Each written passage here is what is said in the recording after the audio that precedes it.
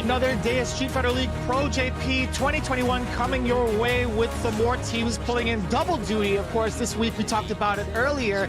We have 3 days of Street Fighter League action, and of course, we are the official English broadcast. My name is Vicious, joined by a very special guest today, Saint Cola, to get through all the action today before we get into our teams and who's playing, as well as the recap. I gotta ask my man, Saint Cola, how you been, man? How you feeling being a part of Street Fighter League Japan? Bro, I've been watching this action week after week, day after day. You see me, I'm getting up with my coffee and stuff like that just to catch it. That has been ridiculous. Seeing these players, some that we've known for a long time, but also a lot that we haven't. You know, some new faces coming through. I love catching it. I love also strategy that's been implemented this season. Oh, absolutely. And speaking of new faces, we also have new rules this season, and this is where I kind of give you the honors for this one. Let's talk about the home and away rules for this season of Street Fighter League. So the away are going to be the invaders, right? They're going to come through with their people up first, and then the home gets the advantage of being able to see what comes up and strategize and kind of configure and deliberate on what they want to do. So you see, oh, cool, you got Chun-Li. Let me get like a bad matchup on the side of home, right? 3 people come through. One has to sit on the bench, and they play 2 best of 3s, and then the final one is the anchor, which is the best of 5 for the 2 points. Absolutely, yeah. So everything really matters for the home team to kind of take the advantage against the away team. We've talked about it so many times, day in and day out, where the away team is pretty much stuck in their ways. They have to set their order, their players, and it's up to the home team to take advantage of that. And of course, as Saint Cola mentioned, all the points matter. 1 point apiece for the first 2 matches, and then 2 points at the very, very end. Let's take a look at what the schedule has been like. We've been a little busy as of late. We've had a couple of triple headers, and we've seen a lot of teams pull in double duty. We talked about Shinobiism Gaming, V6 plus FAV Roto Z, as well as Kabufa Detonation pulling in another set of matches. As you can see here, for October 26th, right? These are the teams that you can expect to be playing, and what's going on even afterwards on that Thursday for the 28th, and as well as what's going on for the month of November. We're pulling in a lot more Street Fighter League action as we get ourselves ready to see who will be in that playoff spot. We've seen how the rankings have gone thus far, and we're going to see who's going to be playing today, right? We're going to have Shinobiism Gaming going up against the Goya Oja Body Star, as well as V6 Plus FAV Roto Z going up against Camouflage Detonation. And I know for sure you've been watching all of these matches, Saint Cola. You've been a fan of seeing all these players come together.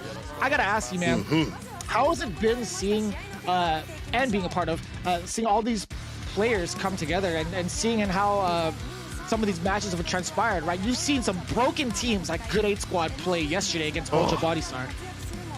Nasty team right there. You know, having a lot of new faces right there. EVO winners, Capcom Cup champions, the big wash you saw that week. Also, we saw the 3-1 right here. Milodon Beast going down, only getting 1 point. I would have, if you would have put these matches in front of me and said, what would the results be? I would have never expected this right here at all. As well as Roto Z walking away with a 3 right here, and Shinobiism only getting 1 point. A lot of these teams, people might, expect some of the matches to be a little bit less free, but they're so close, and you can't call them each and every single week. I feel like it's been way different than maybe what, even like last week. Shinobiism only getting 1 point, walking with 1 point is ridiculous to me. No, you're absolutely right. A lot of these matches don't really tell the entire story, even just based off of the scores alone, right? You see the big W for Detonation getting themselves on the board with 3 points. Fact of the matter is, it could have gone either way each and every time, and that's the best part about Street Fighter League, and that's the best part about the players in Japan, right? A lot of these matches go down to the wire, and it's so unpredictable, right?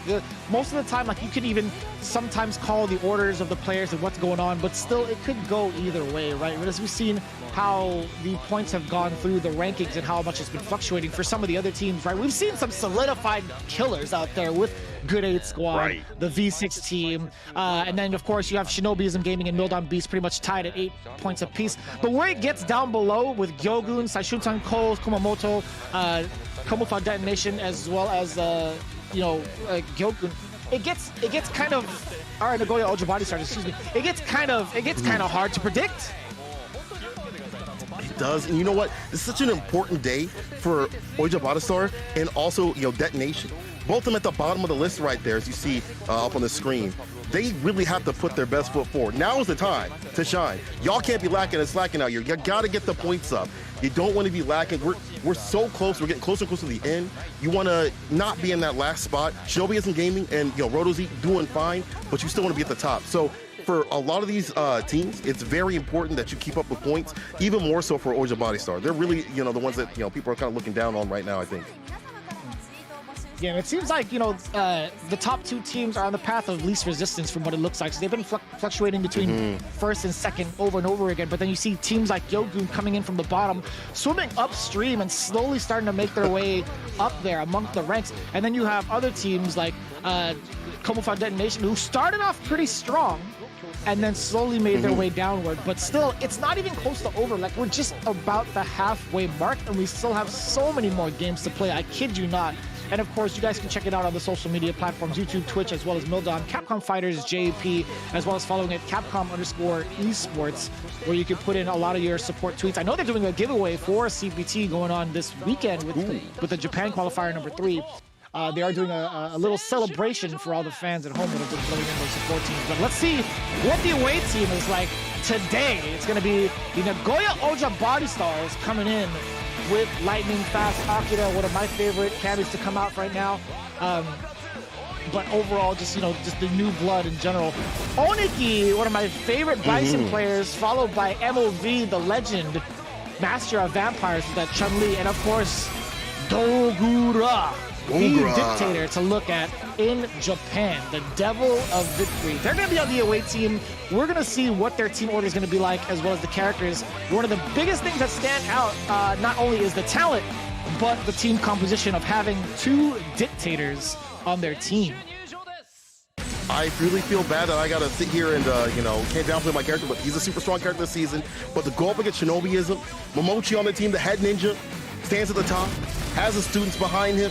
We've got, the master of lethal right here, Fujimura, who has been absolutely ridiculous with the Cammy pick. You see Chun-Li up there, but Cammy's ridiculous too. The experienced youth Higuchi, who has qualified for CPT. That's ridiculous. I didn't expect that at all. And then the young talent, Otani, who we haven't seen with the Sasuke no Hadou just yet, right? All these players are going to be super strong to go up against, Team Oja Body Star. And, if you look at the teams, the players on this team, you have a Cammy that could be used strategically against any of these Bison players, right? Talking about how strong Bison is, they could be used against any of the Bison players if they choose to go up. So they got to think about that. Yeah, that's been one of the biggest things that we've seen against the Nagoya Oja Body Stars. Like, all right, well, we have 2 Bisons to go against, but the thing is, what's so great about Nagoya Oja Body Stars is that those 2 Bisons are vastly different. And as you can see right now, it seems like that's not going to be the case today. Oniki is actually on the bench as the reserve, while Dogura is the anchor. MOV is up front, all the while Akira in the middle. That's a crowd pleaser right there. That Cammy is a crowd pleaser. I feel like if you want to see a fun Cammy right there, you watch Akira. No, without a doubt. I think watching his aggressive style has been so entertaining, and it's been lighting a fire in a lot of these players, right? It's like, okay, well, how do we stop this man? He's getting a very impressive record overall. This is what I want to see, though. What is Shinobiism going to do to tackle this order? We've talked about the advantages of being a part of the home team. Momochi is saying that this is pattern A. This is exactly what he was expecting. A lot of the time, Shinobiism plans out for certain orders of the away team, but it comes down to who they're going to pick first. Saint, I'm gonna ask you right now. This is a thing we do, me and Sien do pretty often. Who do you think Shinobiism is gonna be sending up first to face off against Chun-Li? Dang, I think it's Higuchi. I feel it in my bones. Let me know, people, if you sit in the comment section if I'm right. Future me if I'm correct too. I think it's Higuchi's gonna go up first. I feel like it's Higuchi. Maybe Momochi. Can I get a second pick and say Momochi? Is that okay? That works out. We could keep it to that. I do believe Momochi is going to be going up first with that Akira, but Higuchi versus Chun-Li would have been a good bet, though, to be honest. I was actually on the same bench, actually. I was thinking to myself they'd want to start off a little bit strong with Higuchi. The way that he's been playing would have been just fine. But Akira versus MOV's Chun-Li, that's going to be pretty positive. I do like that. So what's crazy about this is that Shinobiism has planned out for this order. and have decided to put Fujimura on the bench, who's had a ridiculous win record as of late. I think he's like near 100%, I think. Wow, putting Fujimura on the bench, especially when you have, a Cammy that can take down a Chun-Li, a Cammy that can take down a Bison and give trouble to the rest of the team is, but at the same time, these are strong competitors. As you just said, you mentioned how they were already prepared and ready, so they already have a game plan no matter what the matchups may be. And that's the great thing about having these team tournaments like this, having these team things. You get to have a strategy element. You're like, okay, cool. Next episode, I'm gonna do this, this, and this. They have a pattern A, B, and C. They know the patterns. That's ridiculous. It's hard though. I mean, like, you could plan for as many patterns as you want, but it comes down to it. It's like you better understand the matchup to its extent and understanding how the players are going to play. What's cool about it is, like, there are a handful of veterans that are familiar to us, and we've seen how they play, but you also have to account for some of the new blood, the newer generation that are stepping up to the plate and providing even more practice to those veterans on your team. It's like, man, they're a lot stronger with some of these newer players. They're bringing in a fresh perspective, and we kind of like to emphasize that a lot. Like, some of the new guards in Street Fighter V have been kind of ridiculous in terms of like the talent pool and how much they've learned over these last couple of years to like an exponential degree. They're just learning so quickly. I mean, we saw Higuchi take a CPT spot, which, he's been strong. Like, no offense to him at all. Been doing a lot of work until we're open. No CPTs even before that. Various Topeka tournaments. But at the same time, to see him take a CPT, maybe it wasn't as suspected as like someone like Daigo or something like that. But as you said, learning quick, learning fast. A little bit of trivia on the home team though. Momochi says that he's got a good memory. So if there's a memory game, he's confident he'll win. But on the other hand, it's hard for him to forget matches that he's lost. So hopefully he's done a little bit of homework on the matches that he has lost. He can always go back. Good thing about this being online, he's got the CFN to review your matches. Go back and find those minute data and details to see, okay, I messed up here. I got you. I'll see you next time. And again, for those that are trying to show support to those playing into Street Fighter League Pro-JP, use that hashtag down below to show those supports, because they like to read these every so often, or actually no, every single day that they go up to play. Higuchi also saying that he still has some backlog from his university classes, so trying to balance out between tournament and school, that's always the challenge. If you're a real pro, you'll be able to do both. But I'll tell you what, man, juggling that, a full-time job, plus trying to be a pro player, that is truly not only like the dream, but very, very difficult to do. So ups to Higuchi. I will say, like, it's a blessing and a curse when it comes to Momochi and that fun fact, having good memory, but also never forgetting some of your big L's. Ryan, when you would play, like, I feel like it's the same sentiment when it comes to competitive players. You'll always remember the beatings that you took. Like, there's no way around it. Like, there's just that's something about it. Like, there's that experience of like, man, I just got bodied. It just never washes away. Whereas like some of your wins or whatever, it's like, yeah, that was cool and everything, but there's just something significant about the losses that just burn into your memory.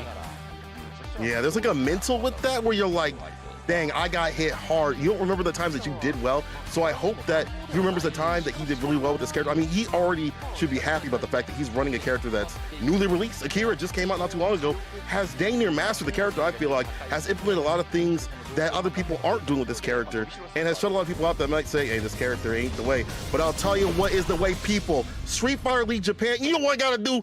Ikimosho! Let's go! Oh yeah, noise can play for that one. Aru and Hamako get to listen to that on the way. That'd be sick. That'd actually be hype. Oh man, that'd be super hype. So, Akira versus Chun-Li. That's gonna be just as hype with the BCRF costume. I see MOV. This is gonna be great, right? This is a matchup I feel like Chun-Li has a pretty solid time against when it comes to the neutral phase, being able to space out Akira a lot, primarily with those heavy normals, right? We're seeing it already. Akira having a hard time trying to contest. She has normals that are kind of similar to Karen's, right? It hovers mostly around the medium ranges, but when they connect, they have a great time dealing so much damage. Nice uppercut, cross cut as well. Counter hit conversion! Oh my god, the damage. And catch where you are left after that B-skill drop down, right in front of the face. MOV call from the corner, the throw too as well. Pressure with the EX, -2. Oh, the wait and bait. Reel it in. Ugh. Nice work there from Momochi. A little unorthodox there from MOV. He hasn't had the best start so far this season of the league. He has yet to get himself a significant W, if I'm not mistaken. Like, looking at his past record in Nagoya Ojo, like, MOV has just not been able to get a W at all. Yeah, actually, it's been confirmed. He does not have a W on the board yet, so there's a lot of pressure on him. I mean, even after last week getting 0 on the board, you definitely, this is like a big determiner right here of how far you are in terms of like, against the other competitors. Like, you've been down, but this might drive you to get better as a competitor too. Like, this is the drive that you need. Oh, I'm down a bunch of rounds, points and things like that. I'm about to make the comeback. Can he do it? The return over C, MOV with a big lead. Like, you know, although he may have like the worst performance right now individually, he still has the execution, which kind of like makes me a little sad, right? It's an overhead. No, it's too far. No! He actually went neutral jump. He should have went forward to get it, but it's fine. He does manage to get the fireball, the W against Momochi. Now, again, MOV, he does have the execution. He just did one of the harder combos to execute as Chun-Li earlier, but it's just a matter of closing it out against his opponents. Good conversion, point blank, EX fireball, and I still like the fact that he understands the situation. Very nice, pushing Akira to the corner. No, the back throw, his meaties have not been on point. He's trying to go full vegan. Oh, dog, you don't want to be like that. Look at the menu, I'm looking for that pork, chicken, and beef. Activation, 2v1 overhead, we're getting it done, and that's about to be the stun. It's a wrap. Put some chicken and cheese in it. That's a wrap right there. Even with the scaling just like that, the super, send them out. And that's the first look at MOV. That's the great thing about this tournament, by the way, or I should say this experience, is you get to see the players and their reactions after getting hit with something. MOV just, he's been hurt for so long, not even able to get some wins. It's got to get into his soul. It all went down to him losing momentum, and I feel like it gets into his head. You can see MOV kind of stressing about it. There have been so many instances where he's lost matches based off of how often he's slipped on offense. His offense is great. His neutral's fantastic. It's just a matter of staying consistent. When he messed up on that meaty and lost control, it was all downhill. What's funny is it's been on this stage as well. It's so weird to say, but literally most of his losses have been on this stage. Have been on this? It's yes. Just go to the character selection and just switch. Just for that. You know, that bad karma right here coming through. In the corner. And we'll be trying to find a way out. A good crouch wing kick into EX legs, even normal legs to get that push. But this is good. Gets the Oki, dash up, makes him hold the throw. Roundhouse activation, Nichan. Oh my god, the V-shift out of there, but still you can't V-skill past Akira like that. Some with. So press some buttons, caught him up in the corner again. We saw this same situation in the previous rounds go down. We got to be careful, get those conversions, and the EX has the activation, add a little bit of damage to it. In the finish, oh god, with the fireball ender. What's funny is he wasn't even done yet. He still had a little bit more in the tank. He's like, oh, we're going to Vegas, baby. We're going to fill up after we get there. Gas price is expensive, so, you know. Bruh, it is ridiculous right now. It is actually OD. Anyways, forward throw, we'll talk about that another day. Low forward, no confirm. Like that, another time to get Oki, this time without the bar, a little bit of execution, but here's the back throw, all these wake-up decisions. You have to kind of call this out. We're seeing defensive back throws. I see a little bit more shimmies come from MOV. You got the range of the crouch mini kick to do it too. You're right, yeah. If he had the shimmies going, if he wasn't confident about the meaties, I think having the defensive throw blown up would be so good for MOV. Again, no confirm. That could have been into critical arc. That would have been a game. Finish it. Activation again, get the hold this. Like that back one, still gets clipped by the crouch mini kick. Oh my god. Help this man. That was unfortunate. The tail end of Daigo, the active frames on that, still clipped MOV on the way. Up in the corner again. MOV losing a lot of health. Don't let this momentum slip away. One good conversion off of Pierce. -2, not much MOV could do about that. Oh my god! 5 faces, or five fingers to the face, I should say. Into that Fierce, nice and easy. MOV, nothing to worry about. On the board, 1 apiece for these two competitors. MOV with that Gorilla lead button right there. Standing Fierce coming through. Hard, but that's the neutral button right there. Absolute neutral right there. You still have the standing Fierce button. Hard to whip punish, so you have to call it out with a good jump in. And obviously that's going to lead to an easy hit confirm into super. And someone like MOV who's been practiced with this character for years upon years has definitely the job done. And that's 1 to 1.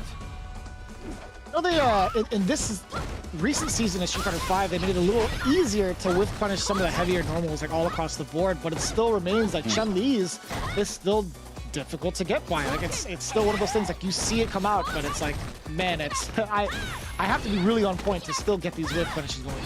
2 back-to-back throws now. Conversion with the crouch communicate. Gotta have those to get the corner push out, so you get pushed back in. We're about to be paying rent out here first in the month. Oh! Ooh-wee. I love it. You know what's crazy is like, it's Akira players, or just Akira in general, you should be willing to spend the bar like that because of how fast she builds it back up. I feel like in every round she has like the option to get like, what, 5 bars essentially per round because of how much she's up in your face and getting blocks going and building meter for herself. So continues with the pressure. And this character, a lot of forward movement with the buttons. They might not be like the longest buttons all the time, especially with the medium punches and things like that, but they lurch you forward sometimes with some of these buttons, especially with the fierce. But forward heavy kick finds a crush, picks him up, drops him down with the legs, and the throw. Come on, MOV, finish it off. Do it now.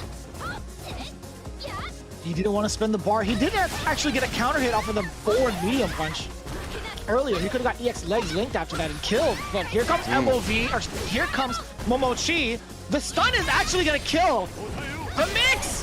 You can't get out of the corner. You paid him actually dead. He's dead? He's deader than dead. The time of death is now. Oh my God. I'm looking at my watch. The time of death is right now. And MOV, look at him, ripping his face. He knew he had Momochi in that place, in that one-touch situation multiple times. But man, oh man, MOV with another loss. Man, that's rough. It's so rough. MOV, he had it again. It was still within his grasp. He was definitely more than capable of taking the W. And even as Momochi, he might have been like, all right, well, I might have gotten lucky a little bit, but I'm going to take this W. Time of death, 4:22 a.m. on the West Coast. What is it, 6:22 a.m. over in the Midwest? Yeah, 6:22 over there. Yeah. 8:22 p.m. JST. You hate to see it. In the arms of an angel. Quite literally far away from here, yes. Yeah. But you know what? You know, MOV still has the rest of his team to come back. We still have the next match and plus the anchor point to come through and come correct. But that cannot feel good for Team Body Star, who is, after a resounding defeat last time, did not want to start off like that at all. You definitely do not want to start off your next match the next day that kind of way. And we see the anti-airs, 5 out of 5, 100% from the side of Momochi. You see all those cross-cut DPs, and then you see 1 out of 7 from MOV. But to be fair, man, there's a lot of sharp angles that Momochi came in at. No invincible reversals on the other side, a bunch of donuts down below. So, I mean, that's totally fine. Actually, I take that back. MOV had... No. He actually has used EX spinning bird kick and lost because of it. So that should be 0 for 1. He actually used EX spinning bird kick at one point, and Momochi opted to do a V-skill finisher to get the stun, built meter with the fireball afterwards. So I gotta talk to one of the stats guys on that one. Definitely 0 for 1. I'm gonna text Aru right now. They're trying to stat pad MOV. They're like, all right, well, he hasn't gotten a W yet, but we're gonna stat pad for him. So going into discussing what they're gonna send up next.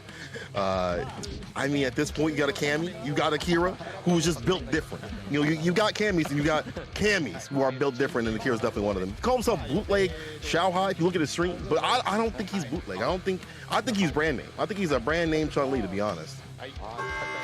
So by logic, I think they'd want Otani to go up next.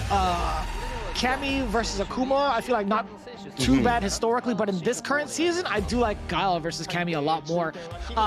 But as it stands, I would love to have Iguchi more so as the anchor. I think Otani might be up next though. If I were to be a betting man and play like and kind of hedge my bets, I think I would want Otani to be risk averse and put Higuchi as anchor. But that's not going to be the case. Good idea. Dang, that's surprising. It's Higuchi. He's coming up next. Okay, so leave well, Akira to me. leave him to me. And it looks like Fujimura was giving out tips with on the Cammy before the mic was even turned on. Dude was like, he probably gave him a thesis of how to deal with Cammy. He didn't hear a dang word of it, but Higuchi has been through this before, has probably played a lot of Cammy players and L in them in mini tournaments and stuff like that. Obviously the CPT on his run to the finale, right? So he knows what to do. Looking at the overall record of Higuchi, he has not stopped too much. Actually, he may have fell short against the FAV Roto Z team yesterday, but overall his record has been absolutely impressive. As the anchor, he's gotten the W. Actually, he's been 1-2. Actually, the first day he fell just short to Fudo. The next day after that he played as anchor, he did just fine. He went 3-1 against Tachikawa. And then his last performance, actually, he wasn't really the anchor, but he lost to Tokido's Yurian and Boxer 1-2. So either way, I think him being in the middle spot is going to be pretty interesting. I'm very curious to see how Akira is going to approach this matchup because of how aggressive he is. If you've been following along, man, this guy has one of the better offensive Cammies that I've seen in the league. Yeah, I really, in the league, just in the world, to be honest. Like, wake up, TK, EX dive kick, just be doing it twice. I also been, every so often peeping his stream and stuff like that. He has a blast playing this character. Even though he downplays himself, you can see it in his play. He's a lot stronger than what he might say. I feel like he's one of those players that's like, hey, I'm a bootleg Shao Hai, but when you fight him, it's definitely the real deal right here. So Higuchi, is he ready for that kind of wild style? You fight someone like Mongo, who's really well versed with the walk forward kind of pressure, the 2D god himself. But someone like Akira would be doing different decisions that are so different than maybe what you might expect.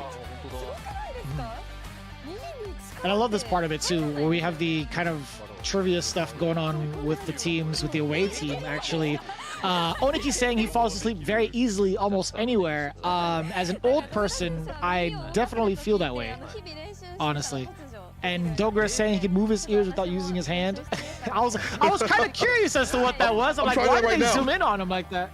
I was like, it was either he has that kind of talent or he has supersonic hearing. He could hear the commentators from across the world. I don't know what it was, but either way, that was really cool. I'm trying to do that ear movement thing right now. I don't think I can do it. Maybe not as much as him, but that's a sick thing. Actually, Oniki, that's a really great look at him. He's falling asleep right now. He's like, let me get a quick nap. Let me go into it. Well, that must be one of the best talents right there to be able to fall asleep. Could you imagine falling asleep when I can't do that? Maybe I'm just built different than other people, but I can't do that myself. You know how clutch that would be on any sort of flight? That would be amazing, right? Being able to just fall asleep on a flight like that, you got what, double-digit hours? Best believe I'm falling asleep as much as possible. So I'm gonna have to talk to Oniki about that. I'll be like, yo, man, tell me your secrets. And as it stands right now, Higuchi coming in with that guile, as you mentioned, yeah. This is gonna be a really aggressive matchup though, because Higuchi himself, we've seen him not only obviously in Street Fighter League, but also in other tournaments. How aggressive he is compared to Daigo and other guile players, almost risky, but he still has a lot of risk-averse things that he puts in his playstyle. Where people are like, bro, why would you sweep right there? Why would you flash kick? There's a reason behind the madness, right? And that keeps that aggression, makes it hard for him to be read until you're understanding that style in totality. So I'm curious if Akira can catch on to that kind of thing, because that kind of play is actually the same way that he wants to play too. Yeah, it's a matter of whether or not he's going to be noticing that kind of play style, or if he's going to use his offense to overwhelm Higuchi before he even gets his strategy going, right? So it's a matter of two different factors. Will Akira fall susceptible to what Higuchi wants to do, or will his offense carry him to victory instead of it happening, and instead of anything else that Higuchi wants to do? This dive kick already off the bat, still getting the spiral arrow. Oh, we going to the corner. Round start, 10 seconds in. You in the corner. What? That was that. Oh my God. How? Lucky boy right here. Still gets a hit, flash kick, gets some distance. He's back in. That has been back-to-back meaties coming in from Akira. Higuchi pressing all the buttons on Wake Up. I feel like it's just the normal choices that Akira is doing to catch Higuchi off guard, but it has to be the digesting phase where he gets all the information, tries to figure out what Akira is all about. But don't give him too many of those, because Akira's gonna get away with it, or he's gonna pretty much run away with it, I should say. Gets a dive kick. Stops the answer there. V skill coming through. Interrupt the synergy of the normals from Guile. Take away the control, because Guile's all about that control. If you take that away, he cannot play. Medium kick activation. Dive kick. One more touch. Oh, he tried. Oh my God, the EXDP. Yo, somebody. You gotta cage this dude. You gotta be the Jane Goodall. You gotta cage this dude up. Absolute gorilla. I would like to report a robbery. I would like to report a robbery, please. That was actually nasty. He went in for dive kick. He whiffed on the other side. Immediately took back his turn before Higuchi can respond. No first responders here. Bro, Can we talk about also the kids? Tell me. Can we talk about? So there's a lot of stuff to talk about. Tell me. There was a sequence where he actually got the medium kick, and he was actually he shook his head when the medium kick hit because it was counter hit. He got the medium kick, went into trigger. But the fact that it was counter hit, he could have extended the combo into a critical art anyway. He could have done Fierce to Link and then go into critical art, and he missed it. And Akira was just like, man, I got to do something nutty after that. So you could see, like, it was premeditated murder was what it was. He had that brewing for years. Is it knocked down the spiral arrow? Again, this continuous pressure and just stopping Higuchi before he can get that, that aggression that we've seen, kind of put his own risk-averse thing. Max scream with the spiral arrow, and that medium kick to catch the walk back. It's a template of buttons that he puts out too that makes him so deadly. Yeah, you're absolutely right. I think just the tempo overall, Akira has kept Higuchi on the back foot, but up until this point, right, he does get the activation, does keep it nice and simple. Afterwards, Higuchi, it looked like it was all Akira for a little bit. This is going to be huge. You better put that on the counter, whoever's keeping the stats. When we find out you don't, we have some words. Look at that. She's trying to find a way out. Like a good EX flash kick will put the distance. You can run somewhat the Sonic Boom pressure. We've seen how Akira does with that. He actually times it right in the fist to face, and the super will put him in his place. That is set point Akira with the quickness. Akira has just been so consistent. You were talking about how aggressive he is. We've been talking about it all day, actually, already. I feel like we've praised Akira more than any other player thus far because of how much we like to watch him play. Higuchi is now on the back foot yet again. He does have one bar to defend himself with EX Flash Kick, if need be. But we'll see how the neutral game plays out first. It's been real difficult. Like, these walkbacks of getting got. I like that upside down kick to delete the crouching kick from the template of buttons. Back fist, too. Crouching kick, spiral arrow, puts him back in the corner. Chase down with the light. Doesn't open him up, though. But you staying all right? All that bar, of course, was better for the super. Staying solid, baby. Let's go. Solid puncher. That's what he is. You know, there was a lot of damage being taken out from back-to-back-to-back upside down kicks coming from Higuchi. That has been like his trademark special normal throughout all of these matches in Street Fighter League. He's gotten so many players and suppressing buttons are running into that boot, the steel-toed boots, not getting past TSA. You better put your boots on the conveyor belt first, unless you're a known traveler. But again, the upside down kick, just putting in that work, all tying it up against Akira. I'm kind of curious to see if that's going to be a detriment to Akira moving forward. What a jump! What a read and a call out. I don't know if it was reactions or a read. It might have been a mix of both. Round start with it and the DP2 to deny that jump in. Hold and throw the chiropractor. The next snap. This is unfortunate that Stun Rising. Higuchi's got to have these better leads, right? You want to have a nice lead to control the chaos a little bit better. And an upside down kick. I wonder if Akira can use that walk speed to walk and block, walk and block. If you get a punish and deny that approach, we definitely deny him out, leaving out his dang corner. Help! Activation! Oh, that was a great bait with the baby boom. Getting a bar off of Akira. Raw activation? I like that! That's a very innovative way to use that trigger. That was so smart, and you were talking about the throw baits! I like this a lot, but this time in this matchup, right? That throw bait is exactly what MOV needed last game. Akira took note of that and took it instead. What an improvement from a different team member. He's like, listen, if I can't do it, you can do it. And now, again, go on set point. This is the air throw. Caught him on floor one. Crouch medium kick, no conversion, but still the pokes with the medium. It's so hard to check yourself out of the corner, but Higuchi back in there. That was so smart from Akira to press buttons there because Higuchi might have been looking for a back throw and the stun! There might be more than enough. No, he needs one more touch after this. It might be a throw. What's it gonna be? Dive kick? Oh, here we go, the baby boomers. He was so greedy. Here comes the booms. You were talking about the potential mix. Might be in trouble. Sweet punish. And Akira popping off. You ain't bootleg anymore, brother. Your name brand. like a good Cammy, Akira is there. He's absolutely consistent. He's got that insurance policy on deck. In case the MOV happens to suffer a loss, just call my man Akira. He'll make sure you are fully compensated for the rest of the day. This man is sitting nice and easy, bringing a big confidence booster to everybody. MOV still in shock and awe. He's like, man, I'm so proud of you. That was definitely a proud father look where, you know, you have the hands on your face. It's like, you've grown so much. You did it. You're a better person than me. If I can make you better than me, I've done my job right. And that's actually what's been kind of going on. Akira kind of the star. Maybe the head captain needs to be Akira. But as he drops his camera, he's celebrating so hard because there's 1 point on the board. Ojo Body Star. They have been suffering. Last episode, if y'all didn't catch that, make sure y'all go back and watch that because they were suffering. But Akira coming through in the clutch, and Oguchi suffering a little on their side though now.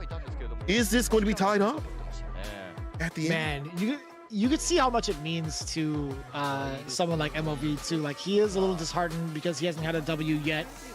But seeing how much faith he could put into his teammates, I hope that inspires him to keep going. Like, it's like, yo, there's a lot of pressure, sure, but seeing my teammates be like, yo, man, it's cool. We got these W's, no worries. Come back the next day and come in harder. So right. it's a great tone to set as Akira, not being discouraged at all with a 2-1 victory. And that's the kind of person you would love on your team too, as aggressive as they are and like how they play. Their attitude overall really just helps the morale of the team. And that's a big thing in these team tournaments that maybe fighting game players are not like used to. I'm sure y'all have touched on it so many times, but morale is such a big thing. Being able to strategize is such a big thing. And also, this could come into play in momentum for the next couple of days that are coming up for Street Fighter League Japan. And y'all see right here, finally one on the board right here, 2 for 2 on the side of Akira. Oh, I feel like there was more anti-airs. Am I wrong? It's just, am I wrong? Maybe there's two. Maybe there's just two. I'd have to I'd have to remember. I think there hasn't been any that he actually like missed, but I will say he's even if the number is incorrect, I still think 100% is correct. You know what I mean? Yeah. Yeah, you missed. Invincible DPs, invincible reversals, 2 for 2. I get that 100%. Nice work overall, consistent, absolutely consistent from Akira. Yeah, fantastic stuff by him. He's still just too hard to read. Yeah, I know, without a doubt. I think having that kind of percentage, he has some of the highest percentages when it comes to reversal or invincible reversals. He's taken away a lot of the momentum ambiguously against some of his opponents, actually all of his opponents. There's been something about him where it comes to him not having fear of putting out these EX uppercuts. He hasn't been punished severely for them yet. So, I mean, if it ain't broke, don't fix it. It's a tale as old as time when it comes to that saying. But he's gonna be sitting nice and pretty as Dogura steps up to bat, actually steps away first. I think he's either doing one of two things, going to the bathroom or retrieving his lemon set. There's something about the lemon set that excels his gameplay. He talked about it so many times. He brings it up on camera. But we'll see what happens. Otani stepping in with Ryu and not Akuma. This is the second time we've seen him pull out Ryu in his gameplay. That's kind of wild to me because, you know, on the surface, your fireballs are taken off the table for a little bit because of the V-Skill 1 of Bison, right? That's off the table. He slings it right back at him. So Zoning's a little bit more difficult. Ryu did get buffed this season, and Otani may be feeling more comfortable with that character than, I guess, Akuma for this matchup. You know, him being able to convert the Tatsus on crouching opponents is so big. And this is also a big match too. Remember, people, this is a best of 5 right here, first to 3 situation. They have a longer set at play, and if Otani needs to, they can switch. That's correct. Yeah, that rule still is in play. You're still allowed to switch even if you lose in your first matchup, right? And a little fun fact, thank you, by the way, production, for this one. The lemon set actually increases Dogura's reaction speed, apparently. I believe it. What? Let me find out y'all go to the store and go get me some. Yeah, you better share whatever that is, man. I'm gonna send you some if it works out, I guess. I definitely need some of that Hamana Hamana. Let me see that lemon scent. Let me know how that works out. Yummy. I'm gonna get some of that yummy, you know what I'm saying? Like, my DPs be 100% for that lemon scent. Look at him, there he goes. He said, my crouch pierces and my hell attacks are gonna be on point. He said, watch, just watch, look at him. But you're going to have that against someone like Otani, who is the young gun coming out here. We've seen the Akuma before Street Fighter League, but now it's about the Ryu when we start off things. Otani, let's see what to do with the Ryu.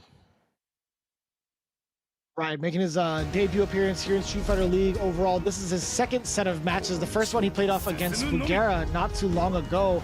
Back on the 14th, he played against Bugera's boxer. He did fall a little bit short, but the matches themselves are pretty close. We'll see how it plays out now against someone like Dogura. He round start with the dashes. A good conversion right here off the Fierce. He's been really good about converting off the Fierce. It's not the hardest button to be not converting into, like, Inferno and things like that, but he's been, I'd say, like 90% on it. Yeah, no, Dogura always has his charges pretty much masked up. It's so ambiguous as to when he's holding these charges, right? He does a very good job of that. You can't be a really great charge player unless you know how to make your charges look ambiguous, I feel like. Allows him to walk forward, too. And you see him not using the down forward Fierce. The economy of buttons spent very well, not being whip punished. Crushing kicks Tatsu. Gets a throw, too, as well. The side switch. This is good for Otani to get some room. But you saw how you can't play around with the fireballs as much as you would like to. EXTP runs it raw. You like that idea to just get off me, right? From Otani, sweep into activation. That was coming out either way. No matter what, it's going to be tough. Ah, that was so unfortunate there from Dogura. He had the right idea, trying to dash through it, but the tail end of the dash still gets clipped by the fireball. First round for Otani, and this is actually interesting. We didn't see Dogura even try to react or even go for the V-Trigger 2, no slide activation, etc. He just went and took it. I do like Otani trying to run these fireballs close in personal, because these skills are going to be a little bit later. But he's got up in the corner, try to get the back throw, though. Tech. There's a dash for you were looking for, brother. Gets the knockdown with a blast. Big confirm from Otani, does a side switch, roundhouse Tatsu on the other side to get himself really reacquainted with the neutral or in the middle of the screen. I like that view reversal. Doesn't have to suffer any of the plus frames, but it's at the deficit of his bar, right? He is at a slight disadvantage when it comes to the life lead. But that's all the great equalizer. Heavy kick. Oh, I like that. The range on it too. He wasn't from behind the back. Bomb has been planted, playing CSGO now. Back throw now, Psycho Axe. Dot! There it is. There's the delayed Psycho Axe. And what a time to use that V-reversal. Smart move from Otani.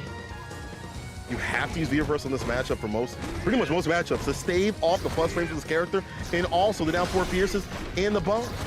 Looking long though. Catches the V-reversal. Bombs been planted again. Flip out, and there's the EX scissor kick for the win. So aware. Dogura. That was really smart from Dogura. It covered a good amount of options too. With that backdash, you saw Otani thinking he had a hit confirm going, but there's the Psycho Axe you were talking about, right? He was a little reluctant to use it in the beginning of the match. Now, letting it fly a little bit more liberally this time. Pretty much at the start of the round. Is he gonna do it again though? Yeah, he's swiping away with regular Fierces instead when he's within range, so he does a great job of making it very hard to tell if it's gonna be a Psycho Axe, if he's just gonna walk up to you. Then, as you mentioned before, hiding the charges behind these buttons too. Good crouch mini kick. That low profile button gonna deal with the down four Fierce anyway if it comes through in play. Otani trying to rush forward. The EX scissor kick puts him down to the ground. The hard knockdown. Look at the shimmy, but caught him. And now pushing back into the corner. Oh, a little overzealous with the parry. Still couldn't cover the second part of the fireball and the heavy punch at the same time. Or actually the medium punch, I should say. Excuse me. Goes for the plus frame. Tried to walk up with the throw. Good tech though from Otani. He's got bar to work with in terms of V-trigger. Back throw, one-touch situation. That's to seal it. Dogura just one touch, and the walk-up throw. The range on this character's throw, dog. It's across the table. Yeah, having one of the best throws in the business. And that was forward throw. That wasn't even like back throw, right? We haven't even talked about how good his back throw is, but the forward throw and Dogura, it just works so well. There's something about the way he utilizes those normals, like the economy of buttons that he has, jabs, medium punches, and heavies. Let's just talk about the punches in general. I think Dogura does a great job of keeping it tough to manage when it comes to like what it is after block. It's like, when can I actually press a button? Because most of the time he's swinging away with you at something heavy. So I think that little stutter step over, getting into the throw while within range of frame trapping with a medium punch, put a lot on Otani's tempo. It's like, all right, well, I can't figure out what to do. That's true. You'll see a lot of innate matchup knowledge too. We saw the EX Blast come out to try to call the parry, went for the target combo, got him.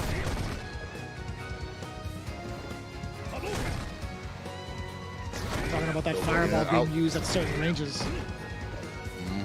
Outside that range, he's walking outside the range, trying to ban out a fireball, give him V-meter. Let him start V-trigger even earlier, and make it hard for you to sling out fireballs in zone.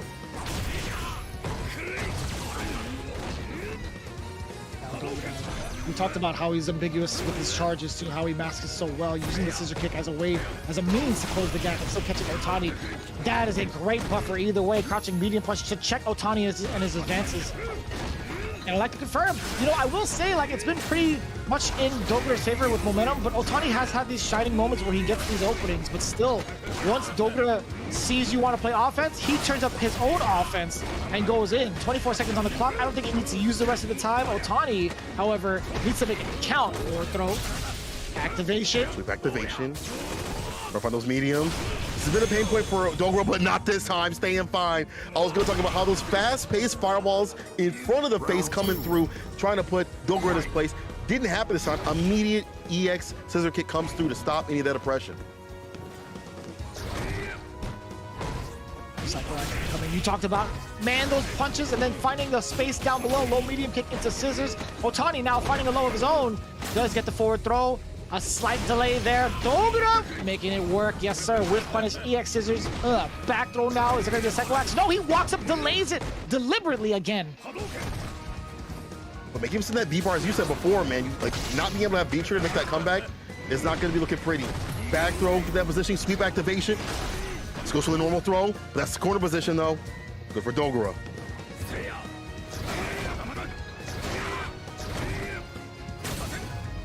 He is painting the fences.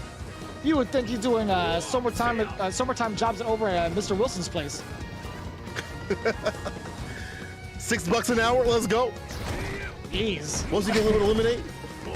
Better than busting for $3.18 an hour, that's for sure. I don't know if you guys saw that meme earlier, but it's rough out there. It's rough out there in the world. It's looking rough for Otani too, dog. I don't think he's look like he ain't getting paid nothing at all. But we're about to make it fall. It's a fireball knockdown in the throw though. Finish him off. Otani's got that bar to do it. Oh no! Oh, that was your time to use EX. That could have been it. Low forward EX fireball would have been more than enough. This is gonna be so tough. Dogura still has the chance. EX fireball from the rip. That's what I'm talking about. Otani staying alive. Final round. And that's good for Otani. You spend one bar, you're definitely gonna get that bar plus a lot more as the rounds go down. Down 4 fierce reaches, doesn't have the crouching medium punch, you know, area to get that finish of the combo. But again, putting more of the down 4 fierce in his diet that we're seeing from Dogura. Less scared about it. Oh, this is what you should be scared of. Right now, being put in the corner, so much room for Dogura to work with. The Psycho X coming in. Again, excellent choice from Otani. But still suppressing the offense almost immediately is Dogura, spending the EX scissor kick. Kick, no conversion. Gotta have those with his character. That starts your offense. That starts your Tatsu, your corner push. It's been buffed this season in terms of how much you get off of that. But we're seeing a lot of denial of the approach though from Dogura. Outside the distance, denying the fireballs. Down 4 fierce and fierce. We've seen also too as well. Now looking for a slide activation. Call up in the corner. You find a way out though. Look at Otani not even daring to come through. I don't even know if you're able to do like a via versa properly at that range. I feel like Dogura might have been able to do something about that. The raw slide, he was gonna go for trigger anyway? Neutral jump to catch the scissor kick. I like that from Otani, utilizing that tactic, but it's not gonna be enough. Again, there's something about Dogura when he sees that you want to play offensively, he finds the gaps and takes it all away from you. Dogura now on game point, really making the return over for this team. Oija, body start looking real good. If you're Otani, do you switch to Akuma? Is it too late? Some of this game plan doesn't feel like it's working out because Ryu's, you know, his ranges are just getting stuffed continuously over and over again, but it don't matter. It's ride or die. Otani with the Ryu.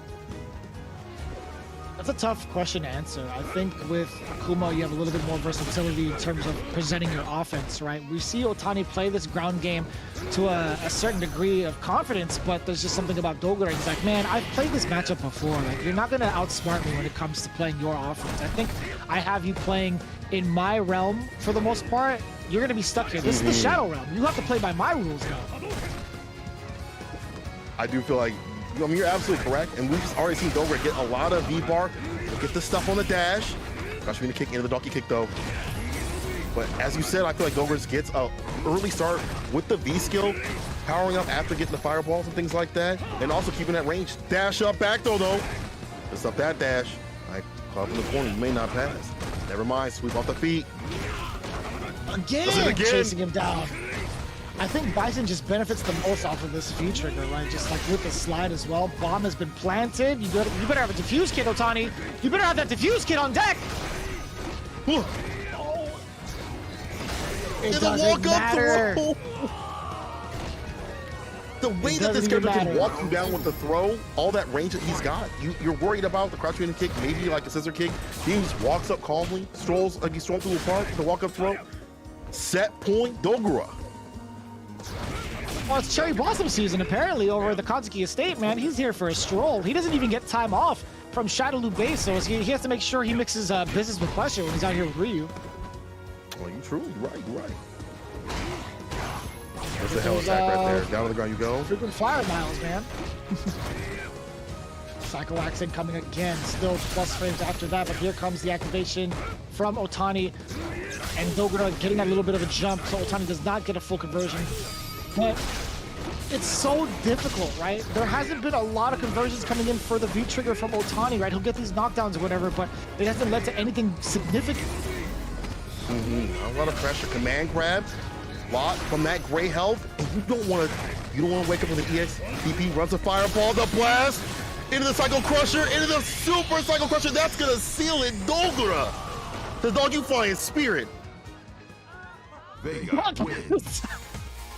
No, I hope he doesn't have any sort of itinerary he needs to follow. I hope we didn't bring any luggage on board, because guess what? You're losing all of it. That's what it is. You're absolutely losing all of it. Man, that was quite the symphony of bus ass coming in from Dogura. I gotta say, Dogura has had such a fantastic job of controlling the pace so much. He's the maestro every single time at his own console. Yo, and Team Oija, Body Star is looking so happy.